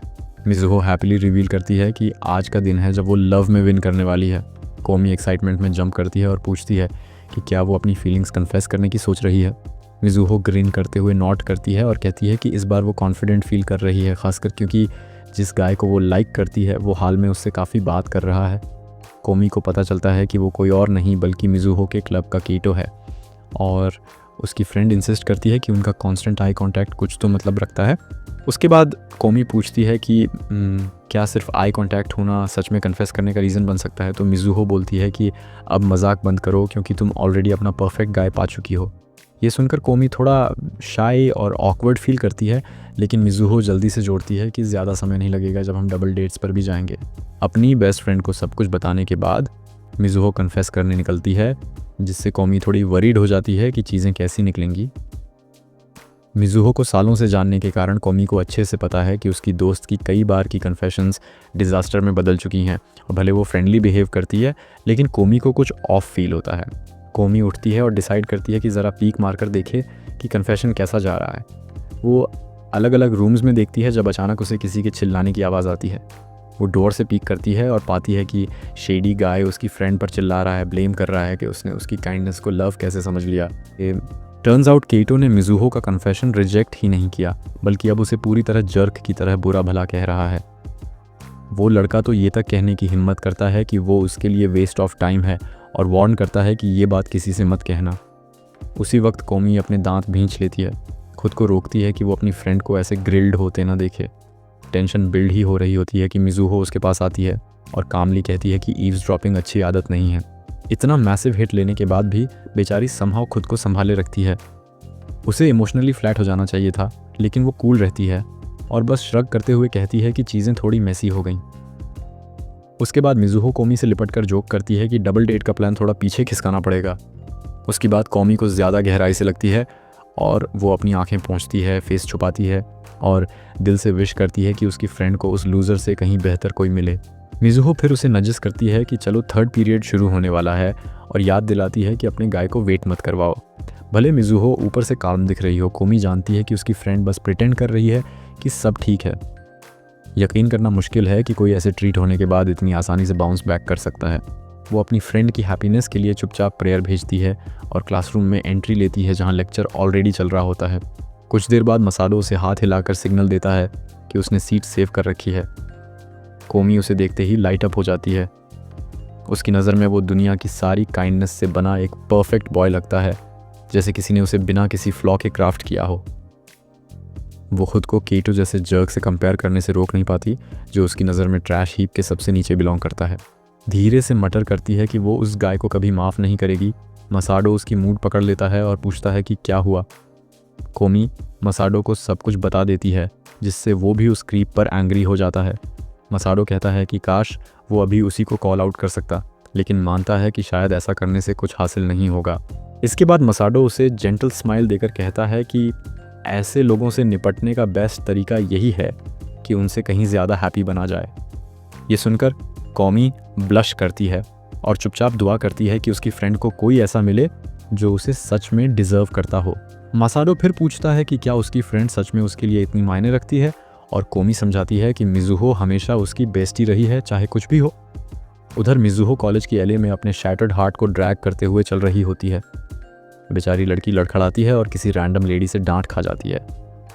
जैसे ही कोमी अपनी फ्रेंड की लाइफ में किसी बेटर इंसान के आने की विश करती है, एक हैंडसम गाय आता है और मिज़ुहो से पूछता है कि क्या वो हर्ट हुई है।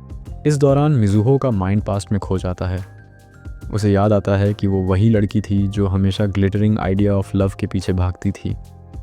सॉन्ग्स, स्टोरीज़ और मूवीज़ में दिखाए गए मैजिकल लव की स्पार्क हमेशा उसे खींचती थी, लेकिन रियलिटी बिल्कुल ऑपोजिट निकली, जिससे वो सवाल करने लगी कि लव का मतलब आखिर है क्या। इसके बाद वो सोचने लगती है कि उसे सच में कैसा प्यार चाहिए। टीवी के चार्मिंग फ्लॉलेस आइडल्स की याद आती है, जिन पर सब सून करते हैं, लेकिन अंदर से उसने कभी उनका गर्लफ्रेंड बनने का सपना नहीं देखा। उसे ऐसी लव चाहिए थी जहाँ कोई हमेशा उसके साथ रहना चाहे, लेकिन ऐसा कुछ उसके पास कभी नहीं आया। लोग कहा करते थे कि डेटिंग तुम्हें अच्छा फील कराएगी और सिंगल रहना एम्बैरेसिंग लगता है, इसलिए वो कॉम्प्रोमाइज़ करती रही, एक बॉय के पीछे फिर दूसरे के पीछे। लेकिन जो पिछली बार हुआ, उसके बाद उसकी सारी होप्स फेड हो गईं। अजीब बात यह है कि वो खुद को गुस्सा भी नहीं दिला पा रही। धीरे धीरे उसे समझ आता है कि वो वैसे भी उस स्टूपिड गाय को डेट करना चाहती ही नहीं थी। उसे तो बस बॉयफ्रेंड चाहिए था, नाम भर के लिए। वो खुद को ब्लेम करने लगती है और कोमी पर थोड़ा जेलसी भी फील करती है। फिर भी किसी तरह वो खुद को उस ग्लूमी स्पाइरल से बाहर खींचती है और तय करती है कि इस बार कोई सच में परफेक्ट इंसान ढूंढेगी। लेकिन चाहे जितनी कोशिश कर ले, उसका ब्रोकन हार्ट इतनी जल्दी मेंड नहीं होता। वो चुपचाप एक कॉर्नर में सेटल हो जाती है, दीवार से टिककर बच्चे की तरह रोती है, जिसे देखकर कोई भी पिघल जाए। थोड़ी देर बाद वो ट्रेन पर चढ़ती है और मोशन सिकनेस महसूस करने लगती है। सोचती है क्या वो हमेशा से इतनी वीक थी। जैसे ही उतरती है, खुद को काल्म करने की कोशिश करती है कि कोई देख नहीं रहा, कोई ध्यान नहीं दे रहा। फिर भी उसके माइंड में सवाल उठता है कि क्या रिजेक्शन के बाद ऐसे क्रश फील करना ठीक है। इन थॉट्स के साथ वो चलती रहती है, आइज़ हल्की सी बंद, इमोशनल हेज़ में, और अचानक एक अगली वुमन से टकराकर ज़मीन पर गिर जाती है। उसके कॉन्टैक्ट लेंसेज गिर जाते हैं और विजन ब्लरी हो जाता है। वो चिल्लाती है कि उसके लेंसेज खो गए और सबसे माफ़ी मांगती है। अंदर ही अंदर विश करती है कि इस कोल्ड वर्ल्ड में कोई तो हेल्प करे। वो फ्लोर पर मिजरेबली क्रॉल कर रही होती है, बस कुछ सेकंड्स दूर ब्रेकडाउन से। तभी कोई आता है और उसके फॉलन लेंसेज ढूंढने में मदद करता है। वो कोई और नहीं बल्कि मसाडो होता है, बिल्कुल फ्रेश न्यू लुक में। मिज़ुहो जल्दी से अपना मेसी फेस हाइड करती है, चाहती है कि उसका नया हीरो उसे ऐसे पिटीफुल हालत में न देखे। कुछ पल पहले सब अनबेरेबल था और अब उसकी प्रेजेंस से चेस्ट में वार्मथ लौटने लगता है। मसाडो लेंसेज ढूंढता है और क्लीन हैंडकरचीफ पर रखकर उसे देता है। मिज़ुहो थैंक्स बोलती है और उस सॉफ्ट क्लॉथ को ऐसे पकड़ती है जैसे कोई प्रेशियस ज्वेलरी हो। मसाडो पूछता है कि क्या अब वो ठीक रहेगी या मिरर तक चलना चाहती है। उसकी काइंडनेस से टच्ड होकर मिज़ुहो खुद को समझाती है कि अब उसे परेशान न करे। लड़का गुड बाय बोलकर ऐसे चलता है जैसे चमक रहा हो। मिज़ुहो को वहीं ज़मीन पर फ्रीज़ कर देता है, क्योंकि वो रियलाइज़ करती है कि उसने उसका नाम तक नहीं पूछा। वो धीरे से झुकती है, हार्ट ज़ोर ज़ोर से धड़क रहा है, आवाज़ चेस्ट में गूंज रही है, जबकि वो उस कपड़े को फेस के पास कस कर पकड़ लेती है। उधर मसाडो बॉयज़ बार में एंटर करता है, लेट आने के लिए माफ़ी मांगता है। टीम उसका थैंक्स करती है सप्लाइज़ लाने के लिए, और कोई पूछता है कि फ्राइडे ना होते हुए भी वो यहाँ क्यों है। मसाडो कैजुअली बोलता है कि वो आया क्योंकि लोगों की कमी थी। दूसरा गाय उसके हेयर पर कमेंट करता है और युसुके फ़ौरन बोल पड़ता है कि ये उसका आइडिया था और प्राउडली क्लेम करता है कि स्टाइल उस पर ग्रेट लग रहा है। यही युसुके वो है जिसने मसादो को पहली बार बार में काम शुरू करने पर हेल्प की थी। मसादो को वो थोड़ा फ्लैशी लगता है, लेकिन यहाँ सब में युसुके का माइंडसेट उसके ओरिजिनल वर्ल्ड के लोगों जैसा सबसे करीब लगता है। उसकी लाउड एनर्जी के बावजूद मसादो नोटिस करता है कि वो एरोगेंट नहीं है, खासकर औरतों के मामले में, और यही उसे प्रॉपर सीनियर की रिस्पेक्ट दिलाता है।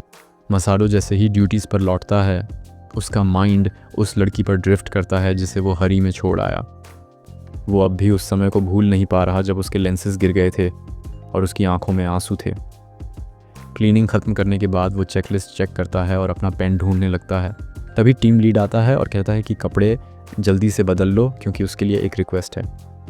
और ये कोई और नहीं बल्कि सेरा होती है। मसादो जल्दी से रेडी होता है, सोचता है कि सेरा का फ्राइडे के अलावा आना अनयूजुअल है। वो अपने डिफरेंट दिख रहे हेयर पे नज़र डालता है और सोचता है कि शायद वो कोई शार्प कमेंट करेगी, लेकिन फिर भी उसके पास जाता है और तुरंत नोट करता है कि वो कुछ ऑफ सी लग रही है। जॉब का हिस्सा जानते हुए कि कस्टमर का मूड उठाना है, वो कैजुअली पूछता है कि क्या वो यूजुअली फ्राइडे को ही नहीं आती। सेरा जवाब देती है कि उसने उसे शॉप में एंटर करते देखा तो वो भी आ गई। मसादो बताता है कि आज वो कस्टमर सर्व करने के लिए स्केड्यूल्ड नहीं था, बस बैक रूम में चोर्स कर रहा था इसलिए लेट आया। जब लेडी उसके हेयर पर लगातार नज़र डालती रहती है, मसादो बोल पड़ता है कि ये उसके सीनियर ने स्टाइल किया है और पूछता है कि क्या उस पर अच्छा नहीं लग रहा। सेरा चुप रहती है तो वो थोड़ा पुश करता है और कहता है कि जो भी मन में आए फ्रीली बोल दो, क्योंकि उसे उससे बात करना अच्छा लगता है। सेरा दांत भींचकर अचानक अपना फेस कवर करती है और लड़के से माफ़ी मांगती है। तभी उसे एहसास होता है कि उसके फीलिंग्स इस बॉय के लिए बढ़ चुके हैं। वो खुद से आर्ग्यू करती है कि जब उसने उसे किसी दूसरी लड़की के साथ देखा तो खुद को रोक नहीं पाई। उसे वो एग्जैक्ट सीन लगा जैसे किसी नॉवल में प्रिंस अपनी प्रिंसेस से पहली बार मिलता है। जेलसी उसे घेर लेती है और वो खुद को साइड कैरेक्टर समझने लगती है, लेकिन दिल के किसी कोने में मसादो को छोड़ने से इनकार करती है। सोचती है कि वही उसके पास होना चाहिए था। वो सस्ती लव स्टोरी की जेलस लड़की की तरह बिहेव करती है और माइंड में क्वाइटली माफ़ी मांगती है कि वो उसे स्टॉक कर रही थी। अंदर ही अंदर चिल्लाती है, पूछती है कि वो लड़की कौन थी और मसादो क्यों नहीं बताता। सिर पकड़कर टूटने जैसी हालत में जब वो ऊपर देखती है तो लड़का उसे मुस्कुराता हुआ दिखता है, बिल्कुल अनअवेयर कि उसके फीलिंग्स कितने गहरे हो चुके हैं। वो बार बार माफ़ी मांगती है और सोचती है कि वो सच में उसे स्टॉक कर रही थी और किसी अननोन लड़की पर जेलस हो गई। खुद को वर्स्ट वुमन एवर कहती है और अचानक लड़के को हग कर लेती है, बिना समझे कि वो उसे अनकंफर्टेबल कर रही है। मसादो इसे अपनी जॉब का हिस्सा मानकर काल्मली उसे सेटल होने देता है और कहता है कि सब ठीक है और वो जानता है कि वो जेन्युइनली काइंड इंसान है। सेरा फिर भी ब्लेम मसादो पर डालती है, सोचती है कि उसकी काइंडनेस ने ही उसे इस हालत में पहुंचा दिया, लेकिन उसे ब्लेम करना भी पसंद नहीं। वो अच्छे से जानती है कि गलती उसी की है, फिर भी दिल के किसी कोने में मसादो को सिर्फ अपने लिए रखने का सपना देखती रहती है। इसी सेल्फिश ख्वाहिश के लिए वो पहले ही दिल में माफ़ी मांग लेती है, चेहरा बिल्कुल क्लासिक विकेड विच जैसा बनाकर। उधर मिज़ुहो, जिसकी ब्लरी विजन की वजह से ड्रीम बॉय का चेहरा ठीक से दिखा ही नहीं, उस हैंडकचीफ और पेन को चेक करती है जो उसने गिराया था। तभी पता चलता है कि वो भी उसी कॉलेज का स्टूडेंट है। ये सोचते ही उसका दिल तेज़ तेज़ धड़कने लगता है कि शायद फिर से मुलाकात हो जाए। कुछ दिन मिज़ुहो की ब्रूटल रिजेक्शन के बाद निकल जाते हैं और अब वो नॉन स्टॉप कोमी के कान खा रही है, स्ट्रीट पर देखे किसी प्रिंस की पोइट्री सुना सुना कर। इतना कि कोमी सोचती है काश उसी दिन रोड क्रॉस करते समय किसी कार से टकरा जाती। हर्ट भी होता है कि फ्रेंड अभी भी रिबाउंड में है, मगर फ़नी भी लगता है कि कैसे एक रैंडम गाय ने बस उसके कॉन्टैक्ट्स ढूंढने में हेल्प की और वो फिर से लव मोड में। कोमी सोचती है कि शायद इस बार मिस मिज़ुहो को सच में सोलमेट मिल जाए। आखिर इस लड़की के क्रशेज़ और एक्स बॉयफ्रेंड्स की लिस्ट टेलर स्विफ्ट जैसी लंबी है, मगर मिज़ुहो कहती है कि इस बार जो वार्म फ्लटरी फीलिंग है वही रियल डील है। जब कोमी अपनी बेस्टी को डीप थॉट्स में खोया देखती है, तभी मिज़ुहो अचानक केओटिक शर्लॉक होल्म्स मोड में कूद जाती है और डिक्लेयर करती है कि ये उसका मॉरल ड्यूटी है कि उस मिस्टीरियस बॉयफ्रेंड को ढूंढे, वरना फेट उसे छीन लेगी। वो पेन को क्लू की तरह वेव करती है, पर कोमी रिमाइंड कर देती है कि कॉलेज में ढेर सारे बॉयज़ हैं, चेहरा तक याद नहीं, नैरो डाउन कैसे करेगी। रियलिटी से अनडिटर्ड मिज़ुहो कहती है गेम ओवर तब होगा जब मैं जीत जाऊंगी। और बस यही एक्चुअल हिंट शेयर करती है कि गाय के स्लिक बैक हेयर थे जो बहुत कॉमन नहीं है। उसके गाल लाल पड़ जाते हैं, सोचते हुए कि हैंडकरचिफ लौटाने का मोमेंट सिंड्रेलाज लॉस्ट स्लीपर से कम नहीं होगा। इसी बीच कोमी अपने फ़ोन में मसाडो का टेक्स्ट देखती है, फ्री हो तो मिलते हैं। थोड़ा अनईजी फील करते हुए सोचती है कि उसने पहले अपनी मैन हंग्री फ्रेंड्स को मसाडो से दूर ही रखा था, मगर मिजुहो उसकी राइड और डाई है और अब तो क्रश भी नया है। उसे एहसास होता है कि उसकी क्यूट लेकिन साइकोटिक ऑब्सेशन ने शायद मसाडो को बॉयज़ से दोस्ती करने का मौका भी नहीं दिया। ज़्यादा सोचने के बजाय कोमे अगले पीरियड में मिजुहो को साथ हैंग आउट करने का इनवाइट दे देती है। मिजुहो शॉक्ड रह जाती है क्योंकि उसने कभी इमेजिन नहीं किया था कि कोमी अपना क्रश शेयर करेगी। कोमी कैजुअल टोन में बोलती है कि उसने अब तक किसी वुमन को मसाडो के पास इसलिए नहीं आने दिया क्योंकि उसकी अल्फ़ा मेल एनर्जी नेचुरली किसी को भी इंस्टेंटली फॉल इन लव करा दे। मिजुहो उसकी ये बिज़ार पॉसेसिवनेस सुनकर पॉज करती है, फिर भी जेन्युइनली खुश है कि उसकी फ्रेंड सच में खुश है। वो टीजिंग शुरू कर देती है, क्यूरियस है कि कोमी किस तरह का लड़का पकड़ पाई। कोमी लाल होकर कहती है कि सामने उसे एम्बैरस मत करना, फिर मम्बल करती है कि ऑफिशियली कुछ हुआ नहीं। मिजुहो तुरंत क्रीपी ग्रिन दिखाकर कहती है, लॉक कर ले इससे पहले कि कोई और उठा ले जाए। मसाडो कोमी का मैसेज पढ़कर रिलीव्ड फील करता है कि आखिर वो फ्रेंड्स को अपने ऑर्बिट में ला रही है। अब तक तो वो उन्हें गोस्ट कर रही थी। वो क्लास की ओर जाता है और देखता है कि कोमी उसे वेव कर रही है, स्ट्रेटेजिकली मिजुहो को व्यू से ब्लॉक करते हुए। फिर जैसे सरप्राइज आने में फिगरीन अनबॉक्स कर रही हो, कोमी मिजुहो का ऑफिशियल इंट्रोडक्शन मसाडो से कराती है। मसाडो थोड़ा स्टन्ड रहता है कि कोमी की क्लास में क्यूट गर्ल्स की अलग कैटेगरी छुपी हुई थी। नर्वस कोमी क्विकली कहती है कि वो बस फ्रेंड है, हालांकि उसके प्लान्स कुछ और हैं। मसाडो हल्की स्माइल देकर हे बोलता है और तीनों ऑकवर्ड साइलेंस में बैठ जाते हैं, जिससे मसाडो सोचता है कि कहीं वो गलती से किसी माइनफील्ड में तो नहीं कूद आया। कोमी मिजुहो से पूछती है, व्हाट्स रॉन्ग? और मिजुहो अचानक स्नैप होकर अपनी नॉर्मल सेल्फ में लौट आती है। वो मसाडो को हेड टू टो स्कैन करके वाइज डिडक्शन देती है कि ये तो कोई प्रीमियम ग्रेड मैन कैंडी है। कोमी अंदर ही अंदर बॉयल हो जाती है और उसे याद दिलाती है कि ब्रो कोड नाम की चीज़ भी होती है। मिजुहो तब फाइनली गूफी एक्ट छोड़कर मसाडो से सीरियसली हैंडशेक करती है। मसाडो उसके नाजुक हाथ को पकड़कर सोचता है कि ये तो पोर्सेलेन डॉल जैसा फ्रेजाइल है। स्कूल के बाद तीनों मॉल की तरफ निकलते हैं। रास्ते में मिजुहो मजाक करती है कि अगर कोमी के नोट्स ना होते तो वो सरप्राइज टेस्ट में फेल हो जाती। तभी कोमी को याद आता है कि क्लास में कोई इंपॉर्टेंट चीज़ रह गई है, तो मसाडो तुरंत ऑफर देता है कि वो उसका बैग होल्ड कर लेगा। उसकी स्वीटनेस देख कोमी ब्लश करती है और कहती है वो जल्दी ही वापस आ जाएगी। इस बीच मसाडो और मिजुहो एक सीट पकड़ते हैं और मिजुहो कैजुअली बोलती है कि तुम बहुत नाइस और काइंड हो। मसाडो हंसकर टाल देता है कि लेकिन मिजुहो स्मर्क करके बोलती है कि वो जेंटलमैन है तो उसे उससे कुछ कहना था। अचानक मिजुहो फिर से फुल शर्लॉक होम्स मोड में आ जाती है और कहती है कि उसे अपने सोलमेट को ढूंढने में हेल्प चाहिए। मसाडो उसे ऐसे देखता है जैसे वो रिडल्स बोल रही हो। मिजुहो बताती है कि उसे उस लड़के के बारे में ज़्यादा कुछ पता नहीं, बस इतना कि शायद फर्स्ट ईयर है, इसलिए मसाडो की मदद चाहिए। जब वो नाम पूछता है तो मिजुहो गूफी फेस बनाकर एडमिट करती है कि उसे पक्का नहीं कि वो फर्स्ट ईयर भी है। बस इतना याद है कि स्लिक बैक हेयर था और हाइट वियर्डली मसाडो जैसी थी। एक सेकंड को उसे गट इंस्टिंक्ट होता है कि कहीं वही तो नहीं, पर तुरंत शेक ऑफ कर देती है। मसाडो थोड़ा हेजिटेट करता है और शर्माते हुए कन्फेस करता है कि उसके लिटरली कोई गाय फ्रेंड्स नहीं है। मिजुहो इंस्टेंटली रिग्रेट करती है पूछने का, मगर मसाडो रीअश्योर करता है कि कुछ पता चला तो बता देगा। मिजुहो ड्रामेटिक सल्यूट देती है और प्राउडली कोमी, जो वापस आ चुकी है, उसे बताती है कि मसाडो अब मेरे डिटेक्टिव मिशन का पार्टनर है। उसके बाद तीनों दोस्ती भरी बातें करते हैं, हंसते हैं और मिजुहो सीक्रेटली होप करती है कि फ्यूचर में और ज़्यादा साथ टाइम बिताए। लेटर एट द स्टेशन कोमी फर्स्ट ट्रेन पकड़कर घर निकल जाती है, मसाडो और मिजुहो को पीछे छोड़कर। मौका सेंसिंग करते हुए मिजुहो लीन होकर चीकिली पूछती है कि तुम्हारे और कोमी के बीच किस तरह का रिलेशन है। मसाडो तुरंत शट डाउन करता है और साफ कहता है कि वो बस दोस्त हैं और उसे जेन्युइनली खुशी है कि उसकी ज़िंदगी में कोमी जैसा कोई है, क्योंकि ट्रांसफ़र के वक्त उसके 0 फ्रेंड्स थे। वो ये भी जोड़ता है कि उसे डेट करना, उसकी काइंडनेस का एडवांटेज लेना होगा। ये सुनकर मिजुहो के दांत भींच जाते हैं और वो साइलेंटली सोचती है कि उसकी बेस्ट फ्रेंड ने ऑब्सिडियन से भी डेंस लड़का पसंद किया है। तभी उसकी नज़र चौड़ी हो जाती है। पैनिक में वो मसाडो के पीछे डक करती है। कीटो वही गाय जिसने उसे रिजेक्ट किया था, दूसरी लड़की के साथ पास हो रहा है। उसकी आवाज़ मिजुहो के कानों तक पहुंचते ही उसकी इवनिंग रूइन हो जाती है। कीटो तंज कसता है कि डम जूनियर जिसने उसके जेनरस हार्ट का फ़ायदा उठाया। मिजुहो ट्रेम्बल करने लगती है और मसाडो से कहती है यहाँ से चलते हैं, लेकिन कीटो उसे स्पॉट करके इंसल्ट पे इंसल्ट करता है, कहता कि वो स्कूल की अगलीस्ट गर्ल है। मसाडो उसके कांपते हाथ, हर्ट भरी आइज़ देखता है और स्टेप अप करता है। वो केटो से कहता है कि जो भी हुआ जल्दी माफ़ी मांग ले, नहीं तो यहीं पर तुझे दबा दूंगा। केटो बार्क बैक करता है, मगर मसाडो शट डाउन करके बोलता है वो मेरी गर्ल है और यहाँ पर जो भी अगली चीज़ है वो सिर्फ तुम्हारा ई बॉय हेयर कट है। वो ओपनली कह देता है कि वो सबसे क्यूटेस्ट और सबसे स्वीटेस्ट गर्ल है जिसे मैं जानता हूँ, और कन्फेस करने से कोई प्रिंस नहीं बन जाता। मिज़ुहो चुप रहती है, लेकिन अंदर ही अंदर गिल्टी फील करती है कि उसे 2 लड़कों के लड़ने में थोड़ी खुशी हो रही है। एंड में केटो श्रग करता है और अपनी नई गर्लफ्रेंड के साथ चला जाता है। मसाडो एम्बैरेस्ड होकर माफ़ी मांगता है कि कहीं उसने चीज़ें वर्स तो नहीं कर दी, मगर मिज़ुहो क्लियर कर देती है कि उसे गुस्सा नहीं है।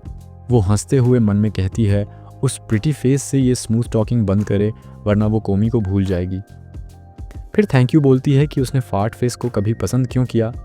मसाडो उसके कंधे पर जेंटल स्क्वीज़ करके कहता है उसे पता है वो हर्ट हुई है और इस फेक स्माइल की ज़रूरत नहीं। उसके रोने से पहले ही वो ड्रिंक लेने भागता है। मिज़ुहो की नीज़ गिव आउट हो जाती हैं। वो क्वाइटली फ्लोर पर बैठकर रोती है, सोचती है क्या मैं हमेशा से इतनी फ्रैजाइल थी। फिर भी अपने रियल क्रश को याद करके स्ट्रेंथ पाती है और दिल में साइलेंटली कोमी से माफ़ी मांगती है कि उसने कभी नहीं समझा कि लव इतना हार्ड हो सकता है। अगले फ्राइडे यूका डस्टी बॉल साफ़ करती हुई मन ही मन सोच रही है काश वो भी मसाडो के साथ कोर्ट पर खेल पाती। फर्स्ट ईयर होने की वजह से ये बोरिंग काम उसके हिस्से में आया, जिससे वो थोड़ा अनॉयड है। तभी उसकी फ्रेंड पीछे से जंप स्केयर देती है और पूछती है तू फ्राइडे को इतना एक्साइटेड क्यों रहती है। यूका के चेहरे पर ट्रैफिक लाइट जैसी चमक आ जाती है। फ्रेंड समझ जाती है कि मामला किसी गाय का है। बस मसाडो का नाम आते ही यूका की दिमाग में स्टीमी फैंटेसीज पकने लगती हैं, जबकि रियलिटी में दोनों अभी डेट तक नहीं कर रहे। बाकी लड़कियां मजाक करती हैं कि चलो फॉलो करते हैं, कहीं मसाडो छिन न जाए। यूका पैनिक में सोचती है कि अगर वो उसकी स्पेशल टाइम रूइन कर दें तो।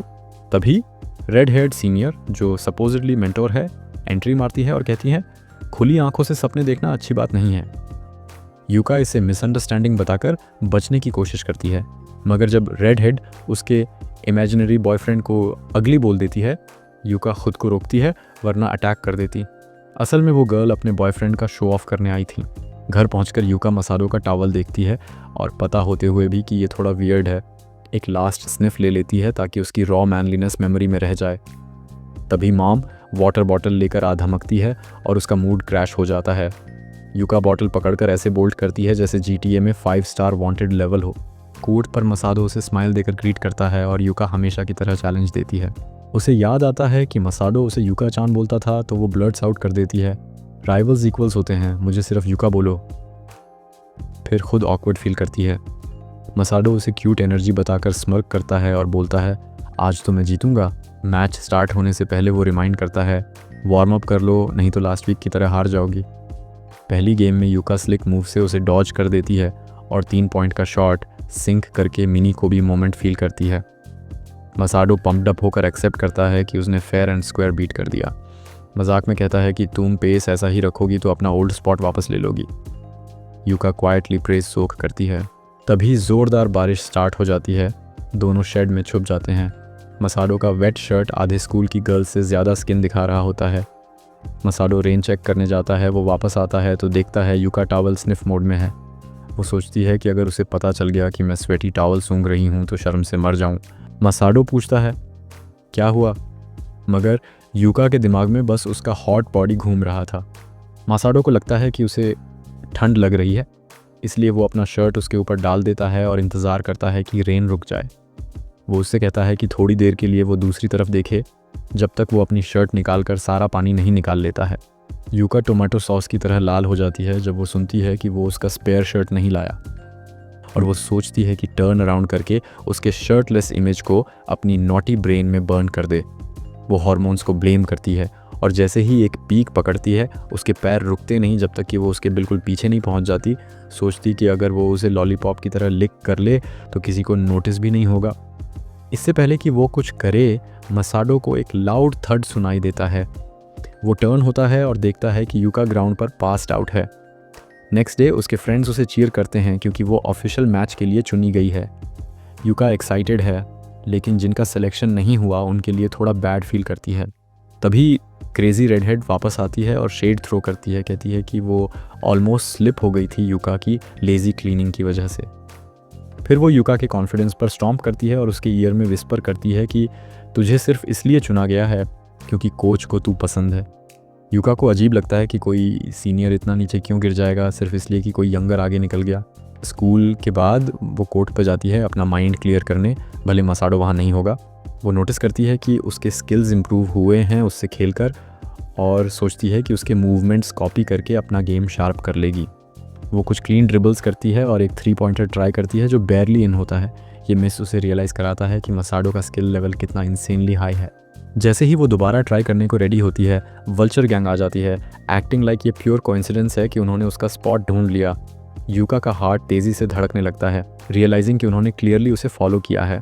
लड़कियां उसे टीज़ करती हैं कि कोर्ट को हॉग कर रही है और गिल्ट फील कराने की कोशिश करती हैं कि वहीं रुको।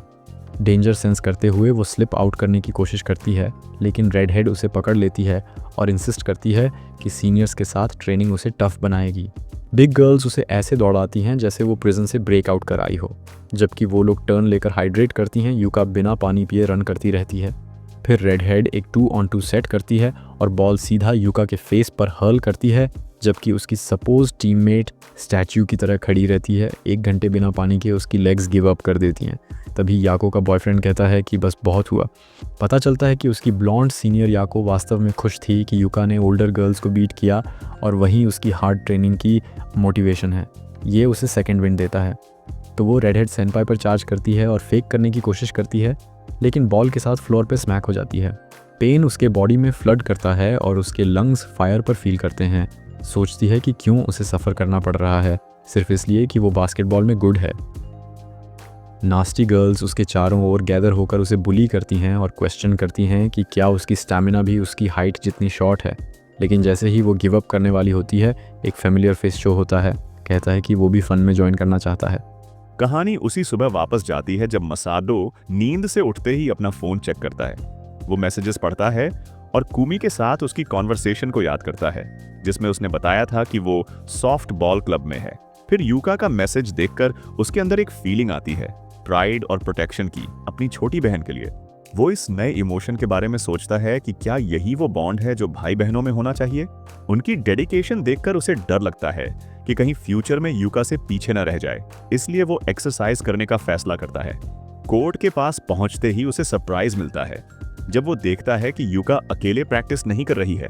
फिर सीन वापस जाता है कॉन्फ्रंटेशन पर, जहां यूका जो एग्जॉस्टेड है पॉइंट स्कोर करने की कोशिश कर रही है। दूर से मसाडो को इमीडिएटली समझ आ जाता है कि ये फ्रेंडली प्रैक्टिस नहीं है। वो फेंस के पास थोड़े देर के लिए रुकता है, फिक्र करता है कहीं गलती से सिचुएशन को मिस इंटरप्रेट तो नहीं कर रहा। लेकिन वो हेजिटेशन एक सीरियस मिस्टेक बन जाती है जब वो देखता है कि मेंटोर अग्रेसिवली यूका को पुश करती है। तब मसाडो कोर्ट में एंटर करता है।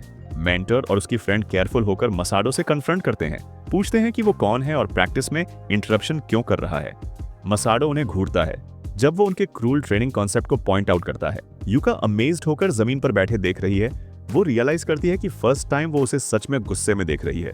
उन्हें इग्नोर करते हुए मसाडो यूका को पानी की बोतल ऑफर करता है और रेस्ट करने के लिए कहता है। सॉफ्टली अपोलोजाइज करता है। लेट आने के लिए उसकी साइलेंट कंसर्न यूका के चीक्स को ब्लश कर देती है। हॉरिबल सिचुएशन के बावजूद यूका अंदर से खुश है, सिर्फ मसाडो के वहां होने के कारण। मेंटोर फिर मसाडो को फेस करती है, डिमांड करती है कि वो यूका को डिफेंड करके क्या अचीव करना चाहता है।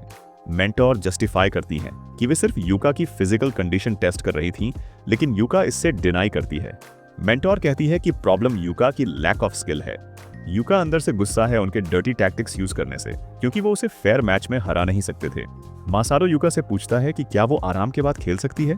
उसके सिर पर हाथ रखते हुए एक कॉन्फिडेंट स्माइल के साथ वो उसे एनकरेज करता है, मेंटोर को उसकी ट्रू स्ट्रेंथ दिखाने को। डिटर्मिन्ड यूका चैलेंज एक्सेप्ट करती है। मेंटोर उनके डिसएडवांटेज को मॉक करती है, लेकिन मसाडो 2v2 का गेम ऑफर करता है और प्रॉमिस करता है कि वो जंप नहीं करेगा। मेंटोर सफिशिएंटली स्माइल करती है, अंडर एस्टिमेट करती है दोनों टीम के बीच के डिफरेंस को और चैलेंज को एक्सेप्ट कर लेती है। मसाडो एक कंडीशन रखता है, अगर वे जीत गए तो मेंटोर को यूका की पोजीशन हेडलाइन की तरह रिकॉग्नाइज करनी होगी। मेंटोर भी एक कंडीशन रखती है, डिमांड करती है कि यूका को टीम छोड़ना पड़ेगा अगर वो हार जाती है। यूका हेजिटेट करती है, पोजीशन और प्रेशर के बीच फंसी हुई। मसाडो कॉन्फिडेंस लुक देता है, साइलेंटली बताता है कि वो उसकी स्किल्स पर भरोसा करता है। उस ट्रस्ट से स्ट्रेंथेंड यूका टीथ स्क्वीज करके उन कंडीशन को एक्सेप्ट करती है, खड़ी होकर चैलेंज एक्सेप्ट करती है और कहती है कि उनका कोई इरादा नहीं है हारने का। ऑफेंसिव प्रिपरेशन करते समय यूका रियलाइज करती है कि मसाडो ऑलरेडी स्ट्रेटजी प्लान कर चुका है। मेंटोर और उसकी फ्रेंड तुरंत मसाडो पर टूट पड़ती है, उसे शुरू से रोकने की कोशिश करती हैं। यूका नोट करती है उसके ओपोनेंट्स बेस्ट प्लेयर्स हैं, लेकिन मसाडो उनसे ऊपर लेवल पर है। स्पीड के साथ मसाडो एफर्टलेसली दोनों डिफेंडर्स के पीछे ड्रिबल करता है, उन्हें पीछे छोड़ता है। मेंटोर अपने टीम पर गुस्सा करती है। मसाडो की इनक्रेडिबल स्पीड देखकर यूका एडमायर करती है। मसाडो की स्किल्स एक अलग लेवल पर देखकर यूका एग्जैक्ट मोमेंट पर जंप करती है, उसके परफेक्टली किए गए पास को रिसीव करती है। मसाडो डिफेंडर का ध्यान अट्रैक्ट करता है, स्किलफुली बॉल यूका को पास करता है। मेंटर उसे ब्लॉक करने की कोशिश करती है, लेकिन यूका ऑलरेडी एक स्टेप आगे है। मेंटोर गुस्सा हो जाती है, उस कोऑर्डिनेटेड अटैक को नहीं रोक पाती। ग्रेस और सेफ्टी के साथ यूका आसानी से स्कोर करती है और गेम का पहला पॉइंट स्कोर करती है। मसाडो कॉन्फिडेंट स्माइल करता है, अर्ली एडवांटेज सिग्नल करता है। सिलसिला जारी रहता है। अपोनेंट हैरान, गुस्सा और कंफ्यूज हैं कि उनके कोऑर्डिनेटेड अटैक को कैसे काउंटर करे। यूका सोचती है कि उसकी थकान अभी खत्म नहीं हुई है, लेकिन मसाडो के साथ खेलना इतना फन है कि रुकना ही नहीं चाहती। दोनों हाई फाई करते हैं। ओसाका यूका को एनकरेज करता है कि अगला पॉइंट स्कोर करें। मेंटोर कहती है कि वो उन्हें अगला पॉइंट स्कोर करने से रोकेगी। यूका समझ जाती है कि पिछले अटैक में ओसाका शायद खुद स्कोर कर सकता था, लेकिन ट्रस्ट दिखाते हुए उसने डिफेंडर्स को अट्रैक्ट करके बॉल उसे पास किया। बॉल अपने हाथ में लेकर यूका खुद अपनी स्ट्रेंथ शो करने का वादा करती है और प्रूव करती है कि उसकी ट्रेनिंग सफल रही। मेंटोर थकी हुई और कंफ्यूज्ड है यूका की सडन स्किल को देखकर। यूका हवा में जंप करती है और एक और परफेक्ट शॉट डालती है। मेंटोर और उसका बॉयफ्रेंड हैरान है। केओस में मेंटोर डिस्कशन करती हैं कि उन्हें कौन डिफेंड करेगा। मसाडो उसे प्रेज करता है पास के लिए। यूका सरप्राइज होती है। मसाडो यूका को एनकरेज करता है कि नेक्स्ट टाइम वो लीड ले और सपोर्ट की गारंटी देता है अगर जरूरत पड़ी। कॉन्फिडेंस उसकी स्ट्रेंथ मल्टीप्लाई कर देती है। इस बार 3 लोग घेरे हुए हैं यूका को रोकने के लिए। मेंटोर गुस्से में स्ट्रगल करती है, सोचती है कि ये न्यू स्किल्ड लड़का कौन है। सामने यूका कॉन्फिडेंटली स्माइल करती है। बॉल को अपने पास रखते हुए मसाडो को सबसे प्रेशियस पर्सन समझती है। मेंटोर और भी ज्यादा गुस्से में आ जाती है। यूका स्पीड से आगे बढ़ती है, आसानी से सीनियर मेंटर को ड्रिबल करके क्रॉस करती है। मेंटर ब्लॉक करने भागती है, पर यूका स्किलफुली उस एग्रेसिव ब्लॉक को डॉज करती है। काफी फास्ट मूवमेंट करती है, अपना स्पेशल मूव अनलीश करती है। मेंटर फ्रस्ट्रेटेड है और यूका की डिफेंस पूरी तरह बिगाड़ देती है उसके जंप को ब्लॉक करके। यूका श्योर है कि गलती हो गई है, तभी उसे मसाडो के एक मूव की याद आती है। यूका बिल्कुल उसी तरह उस मूव को परफॉर्म करती है जैसा मासाडो ने किया था, क्योंकि उसने उसे ये मूव करते हुए कई बार देखा था। मासाडो शॉट को रिकॉग्नाइज करता है और यूका बॉल को बास्केट में डाल देती है। बाद में उसे याद आता है कैसे वे लोग हारने के बाद आपस में ही लड़ने लगे थे। उन लोगों को माफी मांगने पर मजबूर होना पड़ा।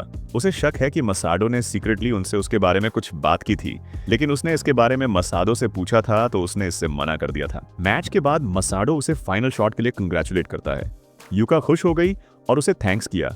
वो सोचती है कि वो उस मूव को सिर्फ इसलिए परफॉर्म कर पाई क्योंकि उसने उसके मूवमेंट को बहुत स्टडी किया था। यूका फिर से थैंक्स करती है उसकी मदद करने के लिए, लेकिन मसाडो अपोलोजाइज करता है लेट होने के लिए। वो एक्सप्लेन करता है कि वो उसे दूर से देख रहा था। पहले उसे लगा कि वो बस प्रैक्टिस कर रहे हैं, लेकिन जब उसने मेंटोर को उसे पुश करते हुए देखा, वो दौड़ा आया।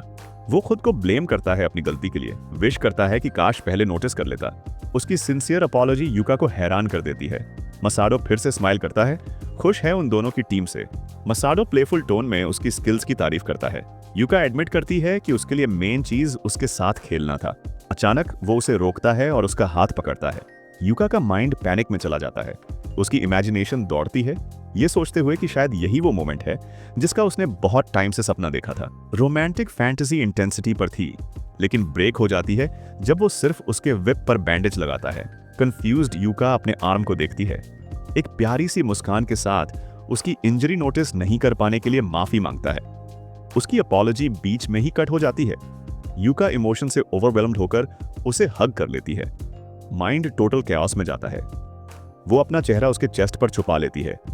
फाइनली डिसाइड करती है फीलिंग्स रिलीज करने का। वो सिर पर प्यार से हाथ फिराता है, उसकी तारीफ करता है इंटेंस गेम के दौरान अच्छा करने के लिए।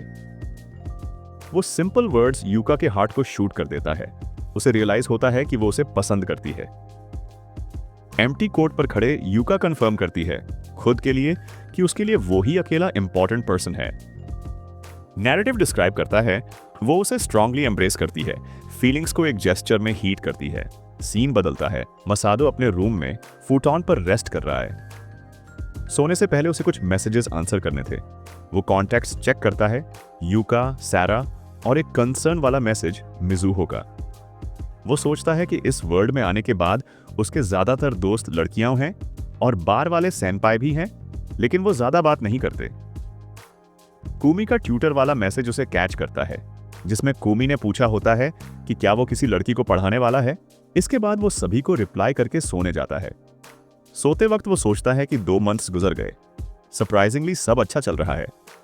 सारे गर्ल्स अलग अलग पर्सनैलिटी के बावजूद अच्छे लोग हैं। आइका की वार्निंग याद करता है कि लड़कियों से केयरफुल रहना चाहिए, लेकिन वो इग्नोर करता है। कॉन्फिडेंट है कि अब तक सब ठीक चल रहा है। फिर फोन चेक करता है, विश करता है कि उसकी काल्म और नॉर्मल लाइफ वैसे ही चले, कोई बड़ा झटका ना आए।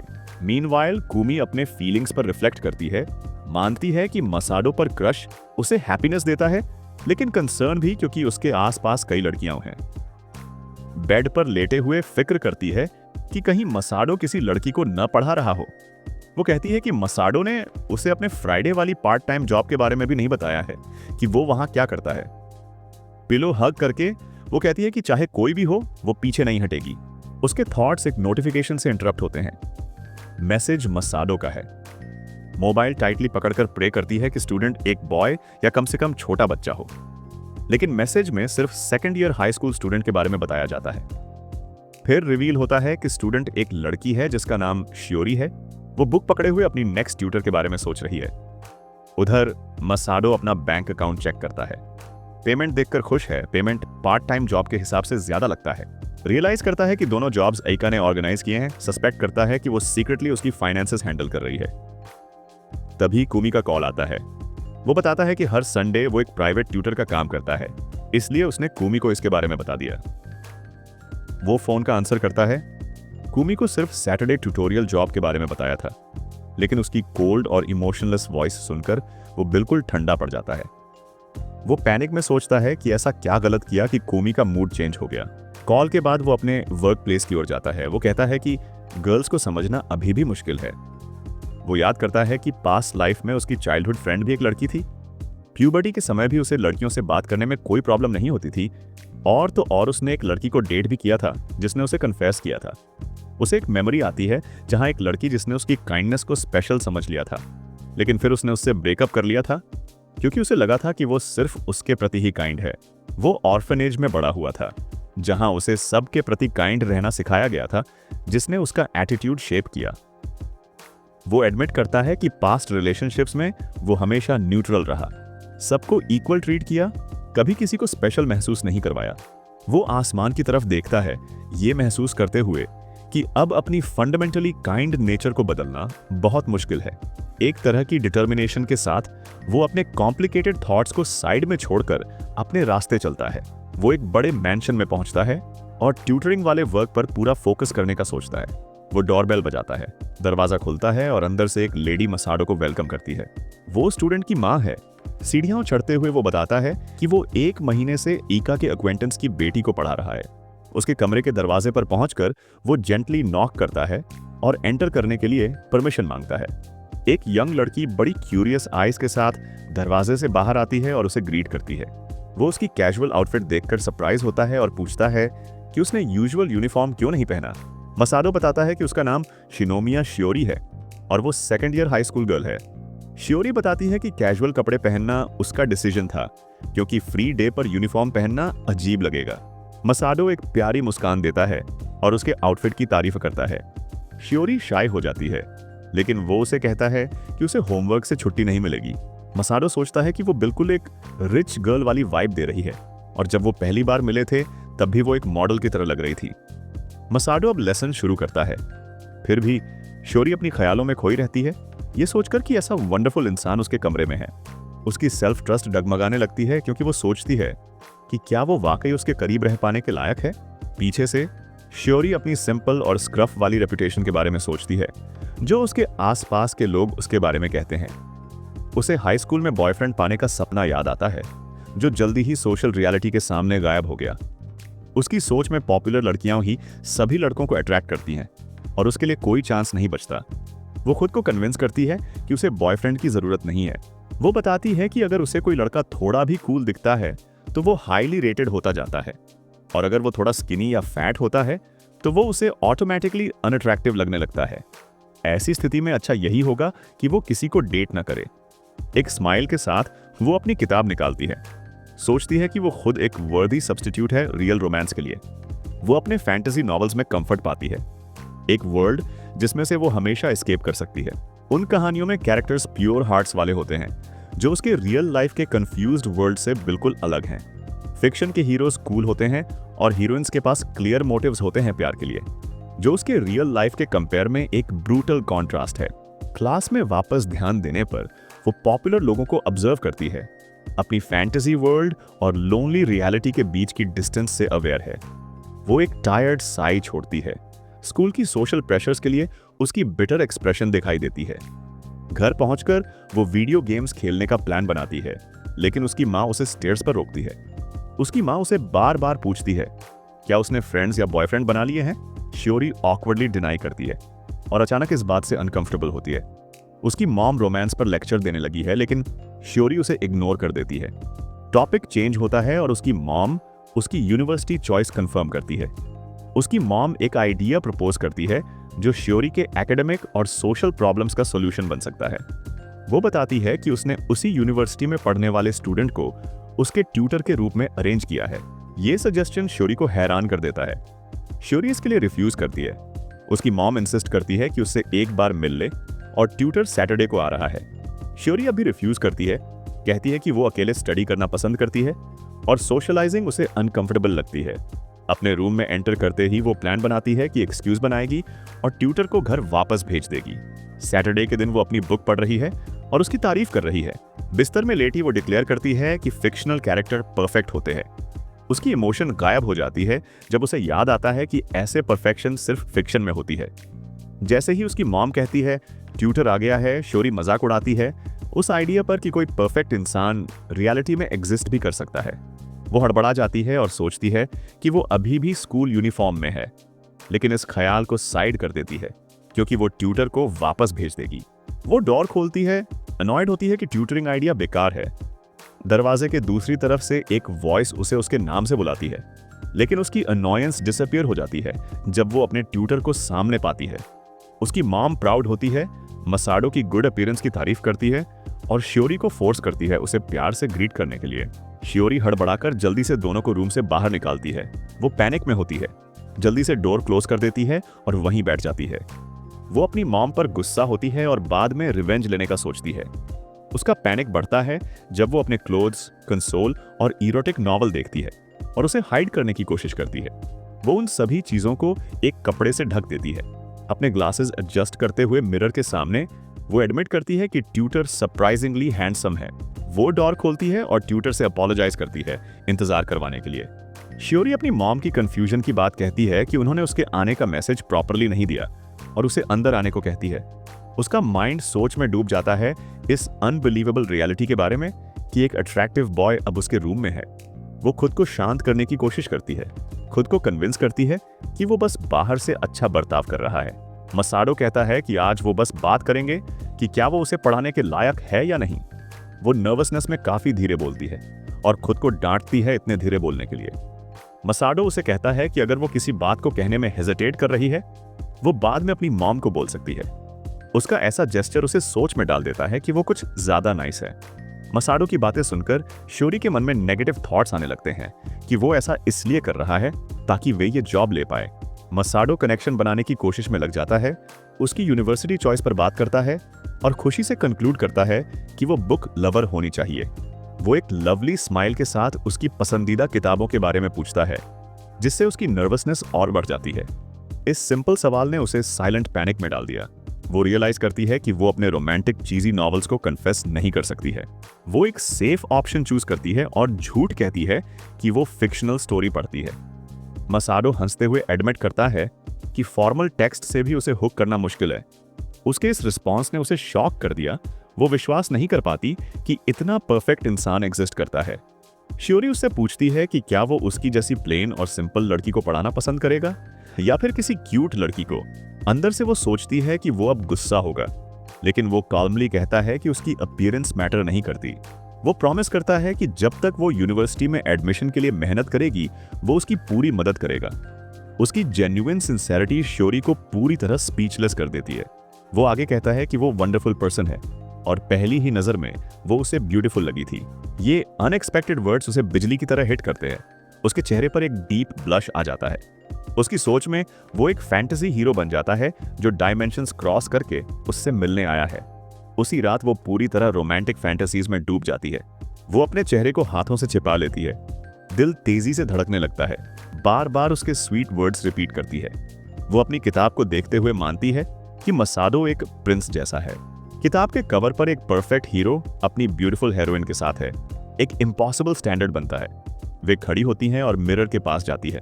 जब वो मिरर में अपनी सिंपल रिफ्लेक्शन देखती है तो वो समझ जाती है कि वो अपनी कहानी की हेरोइन जैसा नहीं दिखती। उसका इनर सेल्फ उसकी अपीयरेंस का मजाक उड़ाता है। वो ठान लेती है कि वो अपनी अपीयरेंस को सुधारेगी। अपने फिक्शनल आइडल से इंस्पायर्ड होकर वो अपनी मॉम से मेकअप सिखाने को कहती है। उसी दिन से वो ग्लासेस छोड़कर लेंसेज पहनने लगती है और अपने बालों को खोल लेती है। वो दुनिया का सामना करने के लिए अपनी न्यू अपीयरेंस के साथ खुद को रेडी फील करती है। क्लास में उसका ट्रांसफॉर्मेशन क्लासमेट्स के नजरों में आता है, जो उसकी सडन चेंज की बातें करते हैं। शियोरी नर्वस होती है। उसकी न्यू इमेज उसे बहुत सेल्फ कॉन्शियस महसूस कराती है। वो फिक्र करती है कि उसके क्लासमेट्स समझेंगे कि वो बस कूल दिखने का ट्राई कर रही है। तभी क्लास की पॉपुलर गर्ल्स उसकी डेस्क के पास आती हैं। वो सरप्राइज होती है जब उनमें से एक उसकी न्यू स्टाइल की तारीफ करती है और पूछती है क्या उसने लुक चेंज किया है। हैरान लेकिन शांत शियोरी शाय होकर इसे कंफर्म करती है। उसने सोचा कि उसने पहले लोगों को गलत जज किया था, लेकिन जब वो उससे बात करने लगे तो वे तुरंत दोस्त बन गए। उसके नए फ्रेंड्स उसे शॉपिंग पर भी ले गए क्योंकि उसके पास अच्छे क्लोथ्स नहीं थे। उन्होंने उसकी मदद की प्रिटी ड्रेसेस चुनने में। अब जब उसने खुद एक रिफाइंड और एलिगेंट लुक अपनाया तो उसे लगा यही वो चीज़ है जो मासाडो को इम्प्रेस करने के लिए चाहिए। वो मानती है कि अब वो अपने हीरो के लायक बन चुकी है। तभी उसके दरवाजे पर मसाडो की आवाज़ आती है। उसका दिल उस मुस्कान को देखकर पल भर के लिए रुक जाता है। वो टेबल पर रखी बुक की ओर देखता है और कैजुअली पूछता है कि वो क्या पढ़ रही थी। वो अचानक पैनिक में आ जाती है क्योंकि उसने अपनी रोमांटिक नॉवल को रिस्पेक्टेबल कवर में छिपा रखा था। उसके अंदर का गिल्ट और नर्वसनेस बढ़ने लगता है। मसाडो खुशी से उस झूठे कवर का टाइटल बोलता है और उसकी पोएट्री की तारीफ करता है, लेकिन शियोरी के अंदर फिर से पैनिक लौट आता है क्योंकि उसने वो असली किताब कभी पढ़ी ही नहीं थी। वो लेसन शुरू करता है जबकि उसका दिमाग पोएटिक टाइटल और उसकी असली रोमांटिक फैंटेसीज के बीच घूमता रहता है। वो अंदर ही अंदर नर्वस महसूस करती है और मन में कहती है कि बाद में वो असली किताब जरूर पढ़ेगी। नैरेशन में बताया जाता है कि कैसे एक कैरेक्टर का नाम पोएटिक ढंग से पढ़ा जाता है। वो आंखें बंद करती है और पूरी तरह उस पल की हैप्पीनेस में डूब जाती है। वो कबूल करती है कि उसे स्टडी करना खास पसंद नहीं, पर वो मोमेंट्स जो उसे मसाडो के साथ बिताने को मिलते हैं उसे बहुत प्रेशियस लगते हैं। हालांकि उसकी एक्सप्लेनेशंस क्लियर हैं, फिर भी उसे वो टेक्स्ट समझने में मुश्किल होती है। खुद को इनएडिक्वेट महसूस करते हुए वो रिजॉल्व करती है कि चाहे कितना भी टफ हो वो मटेरियल को समझेगी। मसाडो उसके पास झुकता है, कहता है कि वो पैसेज को उसके साथ फॉलो करवाएगा और उसकी उंगली से टेक्स्ट को ट्रेस करता है। उससे वो और नर्वस हो जाती है। जब वो उसकी आवाज को इतनी करीब से सुनती है वो पूरी तरह उसकी प्रेजेंस में खो जाती है। पैनिक तब बढ़ता है जब उसे उसके हाथ की गर्मी अपनी पीठ पर महसूस होती है। उसका दिमाग घूम जाता है, इमोशंस अनकंट्रोलेबल हो जाते हैं। उसका चेयर पर झुकना उसके लिए बहुत इंटीमेट महसूस होता है। तभी एक अजीब आवाज आती है। वो एक एक्सक्यूज बनाती है और जल्दी कमरे से बाहर चली जाती है, उसे अकेला और कंफ्यूज्ड छोड़कर। बाहर आकर वो अपने मुंह को ढक लेती है। पूरा शरीर कांप रहा होता है उस इमोशन से। वो दरवाजे से सहारा लेकर स्लाइड करती है, अब भी अपने शरीर पर उसके टच का सेंसेशन महसूस करती हुई। उसकी रिफाइंड और कंपोज्ड पर्सना अब क्रैक होने लगता है क्योंकि वो खुद को हीरोइन जैसी इम्प्रॉपर थॉट्स के लिए डांटती है। कमरे में मसाडो सोचता है कि शायद उसने उसकी पर्सनल स्पेस इन्वेड कर दी और उसे परेशान किया, लेकिन शियोरी का दिल तेजी से धड़क रहा है। वो इंटेंस फीलिंग्स रोक नहीं पा रही थी। उसकी इमेजिनेशन पूरी तरह से उसे अपने फैंटेसीज में खींच लेती है। वो उसकी तरफ पावरफुल और पॉजेसिव डिजायर महसूस करती है जिसे वो खुद भी कंट्रोल नहीं कर पा रही। उसके चेहरे पर स्टन्ड और एक्सटैटिक एक्सप्रेशन आता है। जैसे अपनी भावनाओं में खो गई हो। वो फ्यूचर इमेजिन करती है जहां वो उसके साथ बिना किसी बैरियर के रह सके। उधर मसाडो और ज्यादा कंफ्यूज्ड हो जाता है। उसे लगता है शायद वो गुस्सा है, जबकि उसे उसके अंदर चल रहे तूफान का कोई अंदाजा नहीं होता। वो खुद से वादा करती है कि वो अपने परवर्टेड ट्यूटर को कॉन्कर करके ही रहेगी। और नैरेशन बताता है कि मसाडो की जिंदगी की 5वीं लड़की शायद सबसे खतरनाक साबित होगी। वर्क वीक धीरे धीरे सेरा के लिए गुजर रही थी। वो लेडी जिसकी प्रोफेशनल लाइफ तो परफेक्ट थी, मगर उसके दिल में एक बढ़ती ऑब्सेशन पल रही थी। ऑफिस में जब कॉमरेड्स वीकेंड प्लान्स के बारे में एक्साइटेड थे, उसने कैजुअली बॉयज बार का जिक्र किया, लेकिन सेरा के ख्याल सिर्फ एक व्यक्ति और एक जगह पर टिके थे, मसाडो। उसने फ्राइडे आफ्टरनून को अपना स्केड्यूल फ्री रखा, जो उसके लिए यूजुअल था। उसकी एक कॉलीग ने यह चेंज नोटिस किया और शरारती मुस्कान के साथ कारण पूछा। शुरुआत में सेरा ने बात टालनी चाहिए, मगर लगातार पूछताछ से उसका चेहरा लाल पड़ गया और उसके एक्सप्रेशन ने सब सच कह दिया। वो फ्रेंड जो होस्ट वर्ल्ड को जानती थी, जल्दी समझ गई कि बात क्या है। एक कंपेनियन शिफ्ट, यानी होस्ट के साथ प्राइवेट मीटिंग जो बार में उसके शिफ्ट से पहले होती है। उसने खुद की प्लानिंग बताते हुए खुशी से अपनी मीटिंग के बारे में बताया, जहां वो यूसेई नाम के होस्ट से मिलने वाली थी। और फिर वो खुद की तारीफ करने लगती है कि कैसे यूसेई ने उसे इनवाइट किया था। सेरा जेलसी से उससे पूछती है कि सच में होस्ट ने उसे इनवाइट किया था, लेकिन उसे पता था कि उसने ही उससे पूछा था। सेरा प्लान करती है कि उसे भी मसाडो को इनवाइट करना चाहिए। सेरा को एनकरेज करने के लिए वो कहती है कि मसाडो भी उसे पसंद करता है। वो पॉइंट करती है कि उन्हें बोनस मिलने वाला है और बोनस को एक स्पेशल नाइट में इन्वेस्ट करना परफेक्ट आइडिया है। उसकी कॉलीग अपने होस्ट को एक गिफ्ट देने का प्लान करती है। यह सुनकर सेरा की इमेजिनेशन और गहरी हो गई। वो सोचने लगी कि वो सिर्फ गिफ्ट नहीं, बल्कि एक रिंग देगी जो वो जेंटली उसके रिंग फिंगर में पहना रही है। रियलिटी में लौटते हुए सेरा ने अपनी सारी हिम्मत जुटाई और मसाडो को टेक्स्ट किया। एक फॉर्मल एक्सक्यूज में उसे मीटिंग के लिए इनवाइट किया। उसका दिल तेजी से धड़क रहा था। कुछ देर बाद मसाडो का रिप्लाई आया, जिसमें उसने आने के लिए एग्री कर लिया। वो खुशी से चमक उठी। फ्राइडे की शाम सेरा पूरी तरह से तैयार थी। जब वो मसाडो से मिलने के लिए निकली, तब उसका हार्ट तेजी से धड़कने लगा और ये चीज उसे अजीब लगी। जब उसने मसाडो को सड़क पर देखा, रियलिटी उसकी इमेजिनेशन से भी सुंदर निकली। मसाडो ने देरी के लिए माफी मांगी, लेकिन उसकी मुस्कान ने उसे दुनिया के सबसे खास इंसान जैसा महसूस कराया। वो उसे एंजल बुलाती है और उसका चार्मिंग लुक सेरा को अंदर तक हिट करता है। उसके लिए ये कोई बिजनेस ट्रांजैक्शन नहीं था, ये उसकी नजर में एक रियल डेट थी।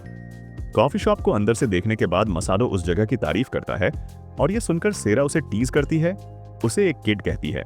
मसाडो इससे मना करता है और सेरा उसकी बातें सुनकर उसे मन में क्यूट कहती है।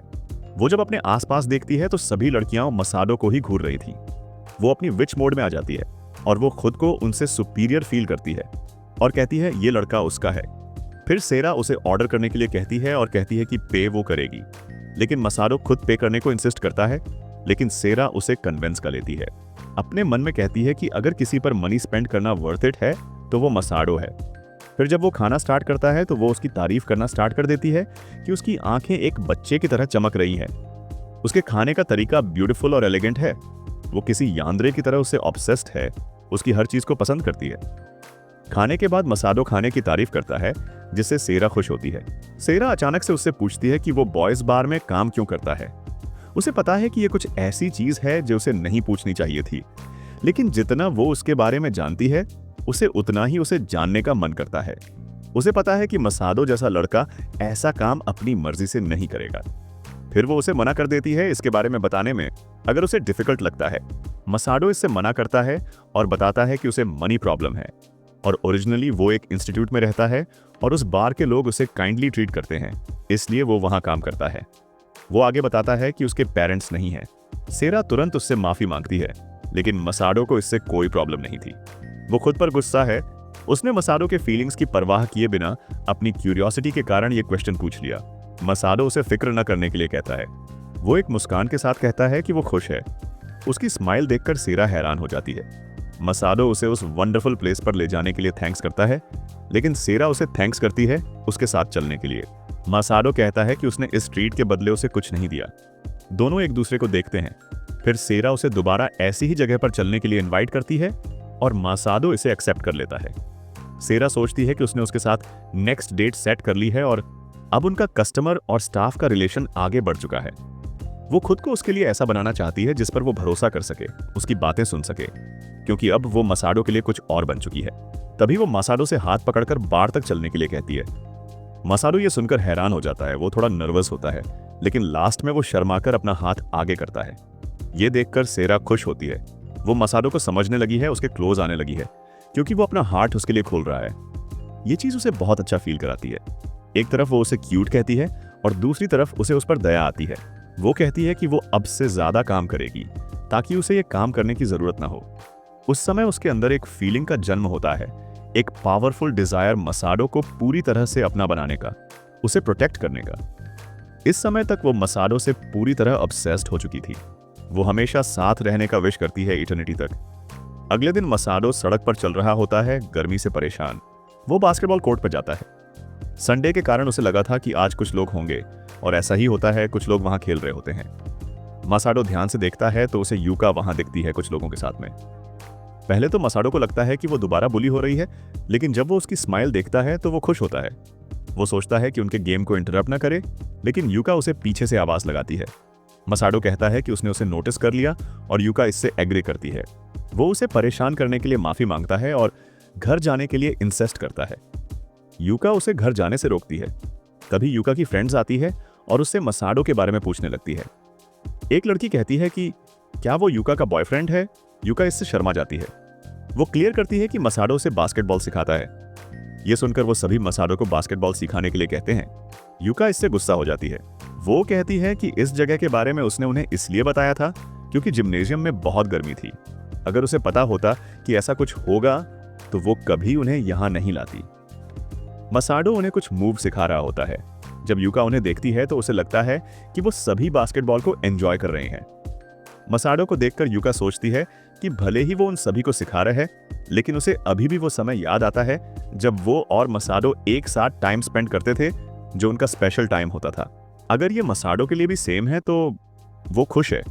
उसकी फ्रेंड्स मसाडो को ओनीसन बोल रही है, जिससे यूका जेलस फील करती है। वो सोचती है कि अगर सभी उसे ओनीसन बोल रहे हैं तो वो उसे मसाडो सन बोलेगी। लेकिन पिछली बार जब उसने उसे ओनीसन कहा था तो वो खुश हुआ था। वो सोचती है कि मसाडो नीसन बोलना अच्छा होगा। सभी लड़कियां उसे थैंक्स कहती हैं। मसाडो भी उनके काम की तारीफ करता है। तभी एक लड़की मसाडो से पूछती है कि उसके और यूका के बीच किस तरह का रिलेशन है। ये सुनकर यूका अपनी फ्रेंड को डांटने लगती है, लेकिन वो कहती है कि क्या वो भी क्यूरियस नहीं है इसके बारे में। ये सुनकर यूका भी सोचने लग जाती है। उसे लगता है कि वो उसे पसंद करता है, स्पेशली जो पिछली बार हुआ था। लेकिन मसाडो उसके इमेजिनेशन पर पानी फेरते हुए कहता है कि वो उसे छोटी बहन जैसा मानता है। ये सुनकर यूका अजीब सा चेहरा बनाती है। वो सैड है और कहती है कि वो दोनों असल में काफी क्लोज है और ये उसे अच्छा लगता है, लेकिन छोटी बहन रहना उसके लिए काफी नहीं है। जब तक वो उसे छोटी बहन की तरह देखता रहेगा तब तक वो उसे गर्लफ्रेंड नहीं बनाएगा। लेकिन वो उससे प्यार करती है, इसलिए वो उसे अपने प्यार में गिराकर रहेगी। तभी एक लड़की उससे पूछती है कि क्या उसकी कोई गर्लफ्रेंड है। इससे यूका घबरा जाती है, लेकिन मसाडो कहता है कि उसकी कोई गर्लफ्रेंड नहीं है। यूका को यह सुनकर राहत मिलती है और उस लड़की को यह अनएक्सपेक्टेड लगता है। वो लड़की उसकी गर्लफ्रेंड बनने के लिए वॉलंटियर करती है। मसाडो ऑकवर्डली स्माइल करता है। सभी के जाने के बाद यूका मसाडो से आज के लिए थैंक्स करती है और थोड़ा हेजिटेट करते हुए उसे उनका नेक्स्ट गेम देखने के लिए इनवाइट करती है। मसाडो इसे एक्सेप्ट कर लेता है, जिससे यूका खुश हो जाती है। वो उसकी तरफ हाथ बढ़ाते हुए सोचती है कि उसे उसकी छोटी बहन बनने में कोई प्रॉब्लम नहीं है, लेकिन उसे उनके बीच के रिलेशनशिप को आगे बढ़ाना है। मसाडो जाने का प्लान बनाता है और यूका से कहता है वो उसके साथ कभी भी प्रैक्टिस कर सकता है। वो कहती है अगली बार वो 1-on-1 प्रैक्टिस करना चाहती है। मसाडो हंसते हुए कहता है कि अगर सिर्फ वो दोनों होंगे तो वो उसे अच्छे से सिखा सकता है। यूका को यह मूवमेंट किसी ट्रेजर की तरह लगता है। मसाडो उसके शूज को नोटिस करता है जो खराब हो चुके थे, तो वो डिसाइड करता है कि उन्हें नए शूज लेने के लिए जाना चाहिए, जिससे वो चौंक जाती है। वो सोचती है कि वो उसके साथ डेट पर जा रही है। मसाडो उसे बाय कहकर चला जाता है। यूका की फ्रेंड्स उसके पीछे पड़ जाती है, कहती हैं कि उसने मसाडो को उनसे इंट्रोड्यूस क्यों नहीं करवाया। वो लोग उसे परवर्ट कहती हैं। नेक्स्ट वीक दोनों एक जगह पर मिलते हैं, एक दूसरे को गुड मॉर्निंग विश करते हैं। मसाडो कहता है कि उसने पहली बार उसे कैजुअल क्लोथ्स में देखा है। यूका भी इससे एग्री करती है और वो पूछती है कि वो कैसी लग रही है। यूका बताती है मसाडो से मिलने के लिए उसने अपनी मोस्ट मैच्योर लुकिंग आउटफिट पहनी है ताकि वो उसे नोटिस कर सके। मसाडो उसके लुक को क्यूट कहता है, जिससे वो ब्लश करने लगती है और थैंक्स करती है। वो डिसाइड करती है कि वो आज अपना बेस्ट करेगी नोटिस होने के लिए। वो शॉप के अंदर जाते हैं, वहां की चीजें देखकर खुश हो जाते हैं। यूका सोच रही होती है कि मसाडो ने कहा था कि उसने कभी बास्केटबॉल खेलने के लिए ट्रेनिंग नहीं ली है, पर बिना किसी ट्रेनिंग के इतना अच्छा खेल पाना अमेजिंग है। फिर भी वो उसके बारे में ज्यादा नहीं जानती, इसलिए वो अब उसके बारे में और जानना चाहती है। मसाडो उसे एक शूज सजेस्ट करता है और वो उसे तुरंत चूज कर लेती है। मसाडो उसके इतने फास्ट डिसीजन से हैरान हो जाता है और वो उस शूज को ट्राई करने के लिए जाती है। उसे पहनने के तुरंत बाद वो उसे सिलेक्ट कर लेती है और मसाडो पीछे अजीब एक्सप्रेशन के साथ खड़ा है। मसाडो कहता है कि अगर उसे ये पसंद आता है तो ठीक है। फिर वो यूका को रुकने के लिए कहता है, क्योंकि उसे भी कुछ खरीदना था। यूका सोचती है कि उसे क्या खरीदना होगा। थोड़ी देर बाद वो वापस आता है अपने हाथ में कुछ लिए हुए और वो उसे यूका को दे देता है। वो जब उसके अंदर देखती है तो उसे वही शूज दिखते हैं, जिससे वो हैरान हो जाती है। वो कहती है कि उसकी मॉम ने उसे पैसे दिए थे इसे खरीदने के लिए। मसाडो उसे सेलिब्रेशन के रूप में देता है। वो इसके लिए उसे सिंसियरली थैंक्स करती है। मसाडो कहता है कि अब वो ज्यादा प्रैक्टिस कर सकते हैं। यूका बहुत खुश होती है किसी ऐसे बंदे से प्रेजेंट पाकर जिसे वे पसंद करती है। वो चाहती है कि वो उसे अलग नजर से देखे, लेकिन उसे उसकी छोटी बहन बनना भी पसंद है। अभी वो इस हैप्पीनेस को अपने अंदर रखने के अलावा कुछ नहीं करना चाहती है। रात में अपने बेड पर लेटे हुए वो सोच रही है कि वे कैसे उनके बीच के रिलेशनशिप को बढ़ा सकती है अगर उसे किस चाहिए। वो अपने मन में उस सीन को इमेजिन करने लगती है, फिर खुद ही शर्माने लगती है। वो सोचती है कि अगर वो इतने आगे चले गए तो वो उसके लिए कोई ऐसा बन जाएगा जो उसके लिए काफी इंपॉर्टेंट होगा। उसका ठरकपना एक्टिवेट होता है और वो उसके लिप्स के बारे में सोचकर शर्माने लगती है। वो सोचती है कि उसकी फर्स्ट लव से फर्स्ट किस कैसी होगी और अपने सॉफ्ट टॉय को किस करने लगती है। फिर वो सोचती है कि क्या हो वो एक स्टेप आगे जाकर कुछ कर लें। फिर वो पूरी रात अपने सॉफ्ट टॉय से अपने ठरकपने को शांत करती है। अगले सीन में मसाडो, मिजुही और कुमी तीनों रास्ते पर चलते हुए नेक्स्ट वीक आने वाले क्विज के बारे में बात कर रहे थे। कुमी बताती है कि उन तीनों का साथ में हैंग आउट करना नॉर्मल हो गया, एक कंफर्टेबल और प्रेशियस स्पेस, जिसकी वजह से वो उसे कन्फेस करने से डरती है, कहीं सब कुछ खराब ना हो जाए। लेकिन वो ये भी सोचती है कि अगर उसने देरी की तो कोई और उसे ले जाएगी। मसाडो उन दोनों को बैटिंग सेंटर आने के लिए इनवाइट करता है और कुमी जोश के साथ इसे एक्सेप्ट करती है और कहती है कि वो उसमें अपना बेस्ट करेगी।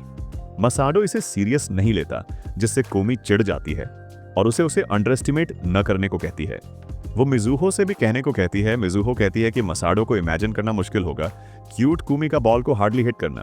कुमी मिजुहो से पूछती है कि वो भी चल रही है ना। मिजुहो सर झुका लेती है, फिर एक बड़ी स्माइल के साथ कहती है कि उसे कुछ काम है और उन दोनों को मजे करने के लिए कहती है। कुमी को ये अजीब लगता है क्योंकि वो जब भी उसे इनवाइट करती थी वो तुरंत हाँ कह देती थी। मिजुहो कल मिलते हैं बोलकर तुरंत निकल जाती है। वो दोनों वहां स्पीचलेस खड़े रहते हैं। कुमी समझ जाती है कि उसे क्या काम था और वो उसे इडियट कहती है। वो कहती है कि कल वो उससे इसके बारे में अच्छे से बात करेगी। वो उसे कह देगी कि वो उसकी अपीयरेंस को हेट नहीं करती है, बल्कि उसे उन तीनों का एक साथ समय बिताना अच्छा लगता है। बैटिंग सेंटर में मसाडो काफी एनर्जेटिक फील करता है और कुमी उसे एक किड कहती है। वो सोचती है कि बचपन में वो कैसा होगा। मसाडो 130 किलोमीटर वाले रूम में जाता है, जिससे कुमी उसकी फिक्र करती है, लेकिन वो उसे फिक्र न करने को कहता है। मसाडो उसे अपना बैग पकड़ाता है और अंदर चला जाता है। कुमी के मन में एक अलग फैंटेसी चलने लगती है। उसे लगता है कि इस तरह सामान कैरी करने से उसे उसकी गर्लफ्रेंड जैसा फील हो रहा है। मसाडो इधर खुद को रेडी कर रहा होता है और कुमी उधर गर्लफ्रेंड वाली ख्याल में खोई हुई है। फर्स्ट बॉल आती है और मसाडो उसे परफेक्टली हिट करता है। कुमी इससे अमेज्ड हो जाती है। वो एक के बाद एक हिट करता है और वो उसकी कूलनेस को देखकर ब्लश करने लगती है। वो इसे रिकॉर्ड करने का सोचती है, एंजल को वीडियो में कैप्चर करती है। वो ब्लश करते हुए सोचती है अगर उसने इसे सोशल मीडिया पर पोस्ट कर दिया तो लोग उसे उसका बॉयफ्रेंड समझेंगे। मसाडो अपने राउंड को कंप्लीट करता है और खुशी से बाहर निकलता है। उसकी स्माइल देखकर कुमी पिघल जाती है। उसके बाद कुमी की बारी आती है। वो 90 किलोमीटर वाले रूम में जाती है। वो मसाडो को अपना बैग देती है, मशीन में कॉइन डालती है, कहती है कि इसे प्रूव करेगी कि वो कितनी अमेजिंग है और उसे ध्यान से देखने के लिए कहती है। उसकी चमक को देखकर मसाडो शॉक्ड हो जाता है। फर्स्ट बॉल आती है और वो भी उसे परफेक्टली हिट करती है। मसाडो ये देखकर हैरान हो जाता है। कुमी कहती है कि वो उसे अपना बेस्ट साइड दिखाएगी और एक भी बॉल को मिस नहीं करेगी। गेम के खत्म होने के बाद वो डिप्रेस्ड हो जाती है। उसे लगता है कि उसने ज्यादा कर दिया। फ्लो में वो काफी आगे बढ़ गई। उसे फिक्र है कि कहीं मसाडो उसके बारे में कुछ गलत सोचेगा। वो टेबल पर अपना सर पकड़े बैठी थी। तभी मसाडो आता है और पूछता है क्या हुआ। वो इस बात को टाल देती है। वो उससे पूछती है कि वो एथलेटिक गर्ल्स के बारे में क्या सोचता है। वो उसकी बात को नहीं समझ पाता है तो वो पॉइंट पर आती है और कहती है कि क्या उसे एथलेटिक गर्ल्स पसंद हैं। मसाडो थोड़ा सोचता है और कहता है कि उसे ऐसी लड़कियां बुरी नहीं लगती क्योंकि वो पहले भी ऐसी एक लड़की के साथ रह चुका है। कुमी उसे ध्यान से सुन रही होती है और सोचती है कि ऐसा हो ही नहीं सकता कि मसाडो के जैसे किसी कूल लड़के का कोई ऐसा पास्ट ना हो। मसाडो पूछता है कि उसने सॉफ्टबॉल खेलना कब शुरू किया। कुमी कहती है कि उसने शायद एलिमेंट्री स्कूल से ही सॉफ्टबॉल खेलना शुरू कर दिया था। बाद में मसाडो उसे बाय कहकर चला जाता है। उसके जाने के बाद कुमी उदास हो जाती है। वो सोच रही है कि ये स्कैरी है। जिस तरह से चीजें उसे कंफर्टेबल फील हो रही है, उसे डर है कि वो इसे बिगाड़ देगी। तभी उसे मसाडो का मैसेज आता है। उसने उसे एक पिक सेंड की है जिसमें वो सॉफ्टबॉल को हिट कर रही होती है। उसने कहा वो कूल लग रही थी इसलिए उसने उसकी पिक ले ली। ये देखकर वो खुश हो जाती है। वो सोचती है कि अगर वो मसाडो के साथ नहीं रह सकी तो वो पक्का टूट जाएगी। सीन शिफ्ट होता है मिजुहो पर जो हाल ही में अजीब बर्ताव कर रही थी। जब भी वो मसाडो के पास रहती है उसे फील होता है कि वो एक डिफरेंट पर्सन है। कुमी ने उसे मसाडो से इंट्रोड्यूस करवाया था क्योंकि उसने अपना फेटेड पर्सन खोज लिया था और वो उस पर भरोसा करती थी, लेकिन उसे बेचैनी महसूस हो रही है। उसे उस पर्सन से मिलना है जो उसके लिए बना है और वो फीलिंग कभी नहीं बदलेगी। लेकिन फिर मसाडो को लेकर उसकी फीलिंग कैसी है? उसे पता है कि वो उसके प्यार में नहीं पड़ सकती है क्योंकि कुमी उसे पसंद करती है। वो सोचती है कि कुमी को उसे हर बार इनवाइट करने के लिए खुद को फोर्स नहीं करना चाहिए। अगर वो उनके बीच रहती है तो सिर्फ उनका पर्सनल स्पेस खराब करेगी, जिससे वो एक टेरिबल पर्सन बन जाएगी। वो खुद को इडियट कहती है और कहती है कि कुमी उसे अपने विल के अगेंस्ट जाकर इनवाइट नहीं कर रही है। वो उसी जगह पर आती है जहां उस दिन एक बंदे ने उसके लेंसेज ढूंढने में मदद की थी। वो हर दिन हर वीक यहाँ आती है ताकि वो उससे दोबारा मिल सके और जान सके जिस पर्सन को वो पसंद करती है वो कौन है। अगर ऐसा हो सका तो शायद वो उन तीनों के साथ बिना किसी प्रॉब्लम के रह सकती है। तभी वैसे ही सूट वाला बंदा उसके बगल से जाता है। वो उसे रोकती है, लेकिन जब वो मुड़ता है वो उससे पूरी तरह अलग लगता है। मिजुहो नर्वसली उससे पूछती है कि क्या कोई कॉलेज स्टूडेंट उसके स्टोर में पार्ट टाइम काम करता है। वो थोड़ा सोचता है और इससे एग्री करता है। वो उसका नाम पूछती है, लेकिन वो बताता है कि ये एक प्राइवेट इंफॉर्मेशन है। वो तुरंत उससे माफी मांगती है। वो लड़का उसे अपना कार्ड देता है और कहता है कि अगर वो क्यूरियस है तो वो उसके स्टोर में विजिट कर सकती है। वो लड़कियों वाली लुक देकर कहता है वो वेट करेगा। जब वो बिजनेस कार्ड देखती है तो वो बॉयज बार देखकर हैरान हो जाती है। नॉर्मली वो तुरंत वहां चली जाती, पर अब ये एक अलग सिचुएशन है। वो सर्च करती है कि क्या 18 साल की उम्र में कोई ऐसी जगह पर काम कर सकता है और आंसर कंफर्म करता है कि ऐसा हो सकता है। घर पर वो सोचती है कि वो जगह काफी एक्सपेंसिव है और क्या वो सिर्फ इसलिए काइंड था क्योंकि वो होस्ट था। वो उस समय को याद करती है जहां वो उसके लेंसेज ढूंढने में मदद कर रहा था और उसे लगता है कि वो काइंडनेस फेक नहीं थी। तभी उसे कुमी का मैसेज आता है जहां उसे पता था कि वो उस समय वहां से क्यों चली गई। वो पकड़े जाने के लिए शर्मिंदा होती है। वो खुश होकर कहती है जब तक कुमी खुश है तब तक कोई प्रॉब्लम नहीं है। कुमी एक फोटो भेजती है और कहती है कि मसाडो ने पिक्चर क्लिक की है। मिजुहो टूट सी जाती है। वो खुद से पूछती है कि ये उसे हर्ट क्यों कर रहा है। वो हमेशा की तरह बात करना चाहती है और कहना चाहती है कि उसका भी बॉयफ्रेंड बन गया है, लेकिन फिर भी उसके अंदर एक फीलिंग है जो उसे अंदर से खा रही है। वो फैसला करती है वो बॉयज बार में जाएगी ताकि वो अपने बेस्ट फ्रेंड को हर्ट ना कर दे और न ही खुद को। वो इस फीलिंग को खत्म करना चाहती है। इस मांगा के चैप्टर खत्म हो चुके हैं, तो नेक्स्ट पार्ट तब तक नहीं आएगा जब तक आगे के चैप्टर नहीं आते हैं। और betrayed by my childhood friend वाले मांगा का नेक्स्ट पार्ट 1-2 दिन में आ जाएगा।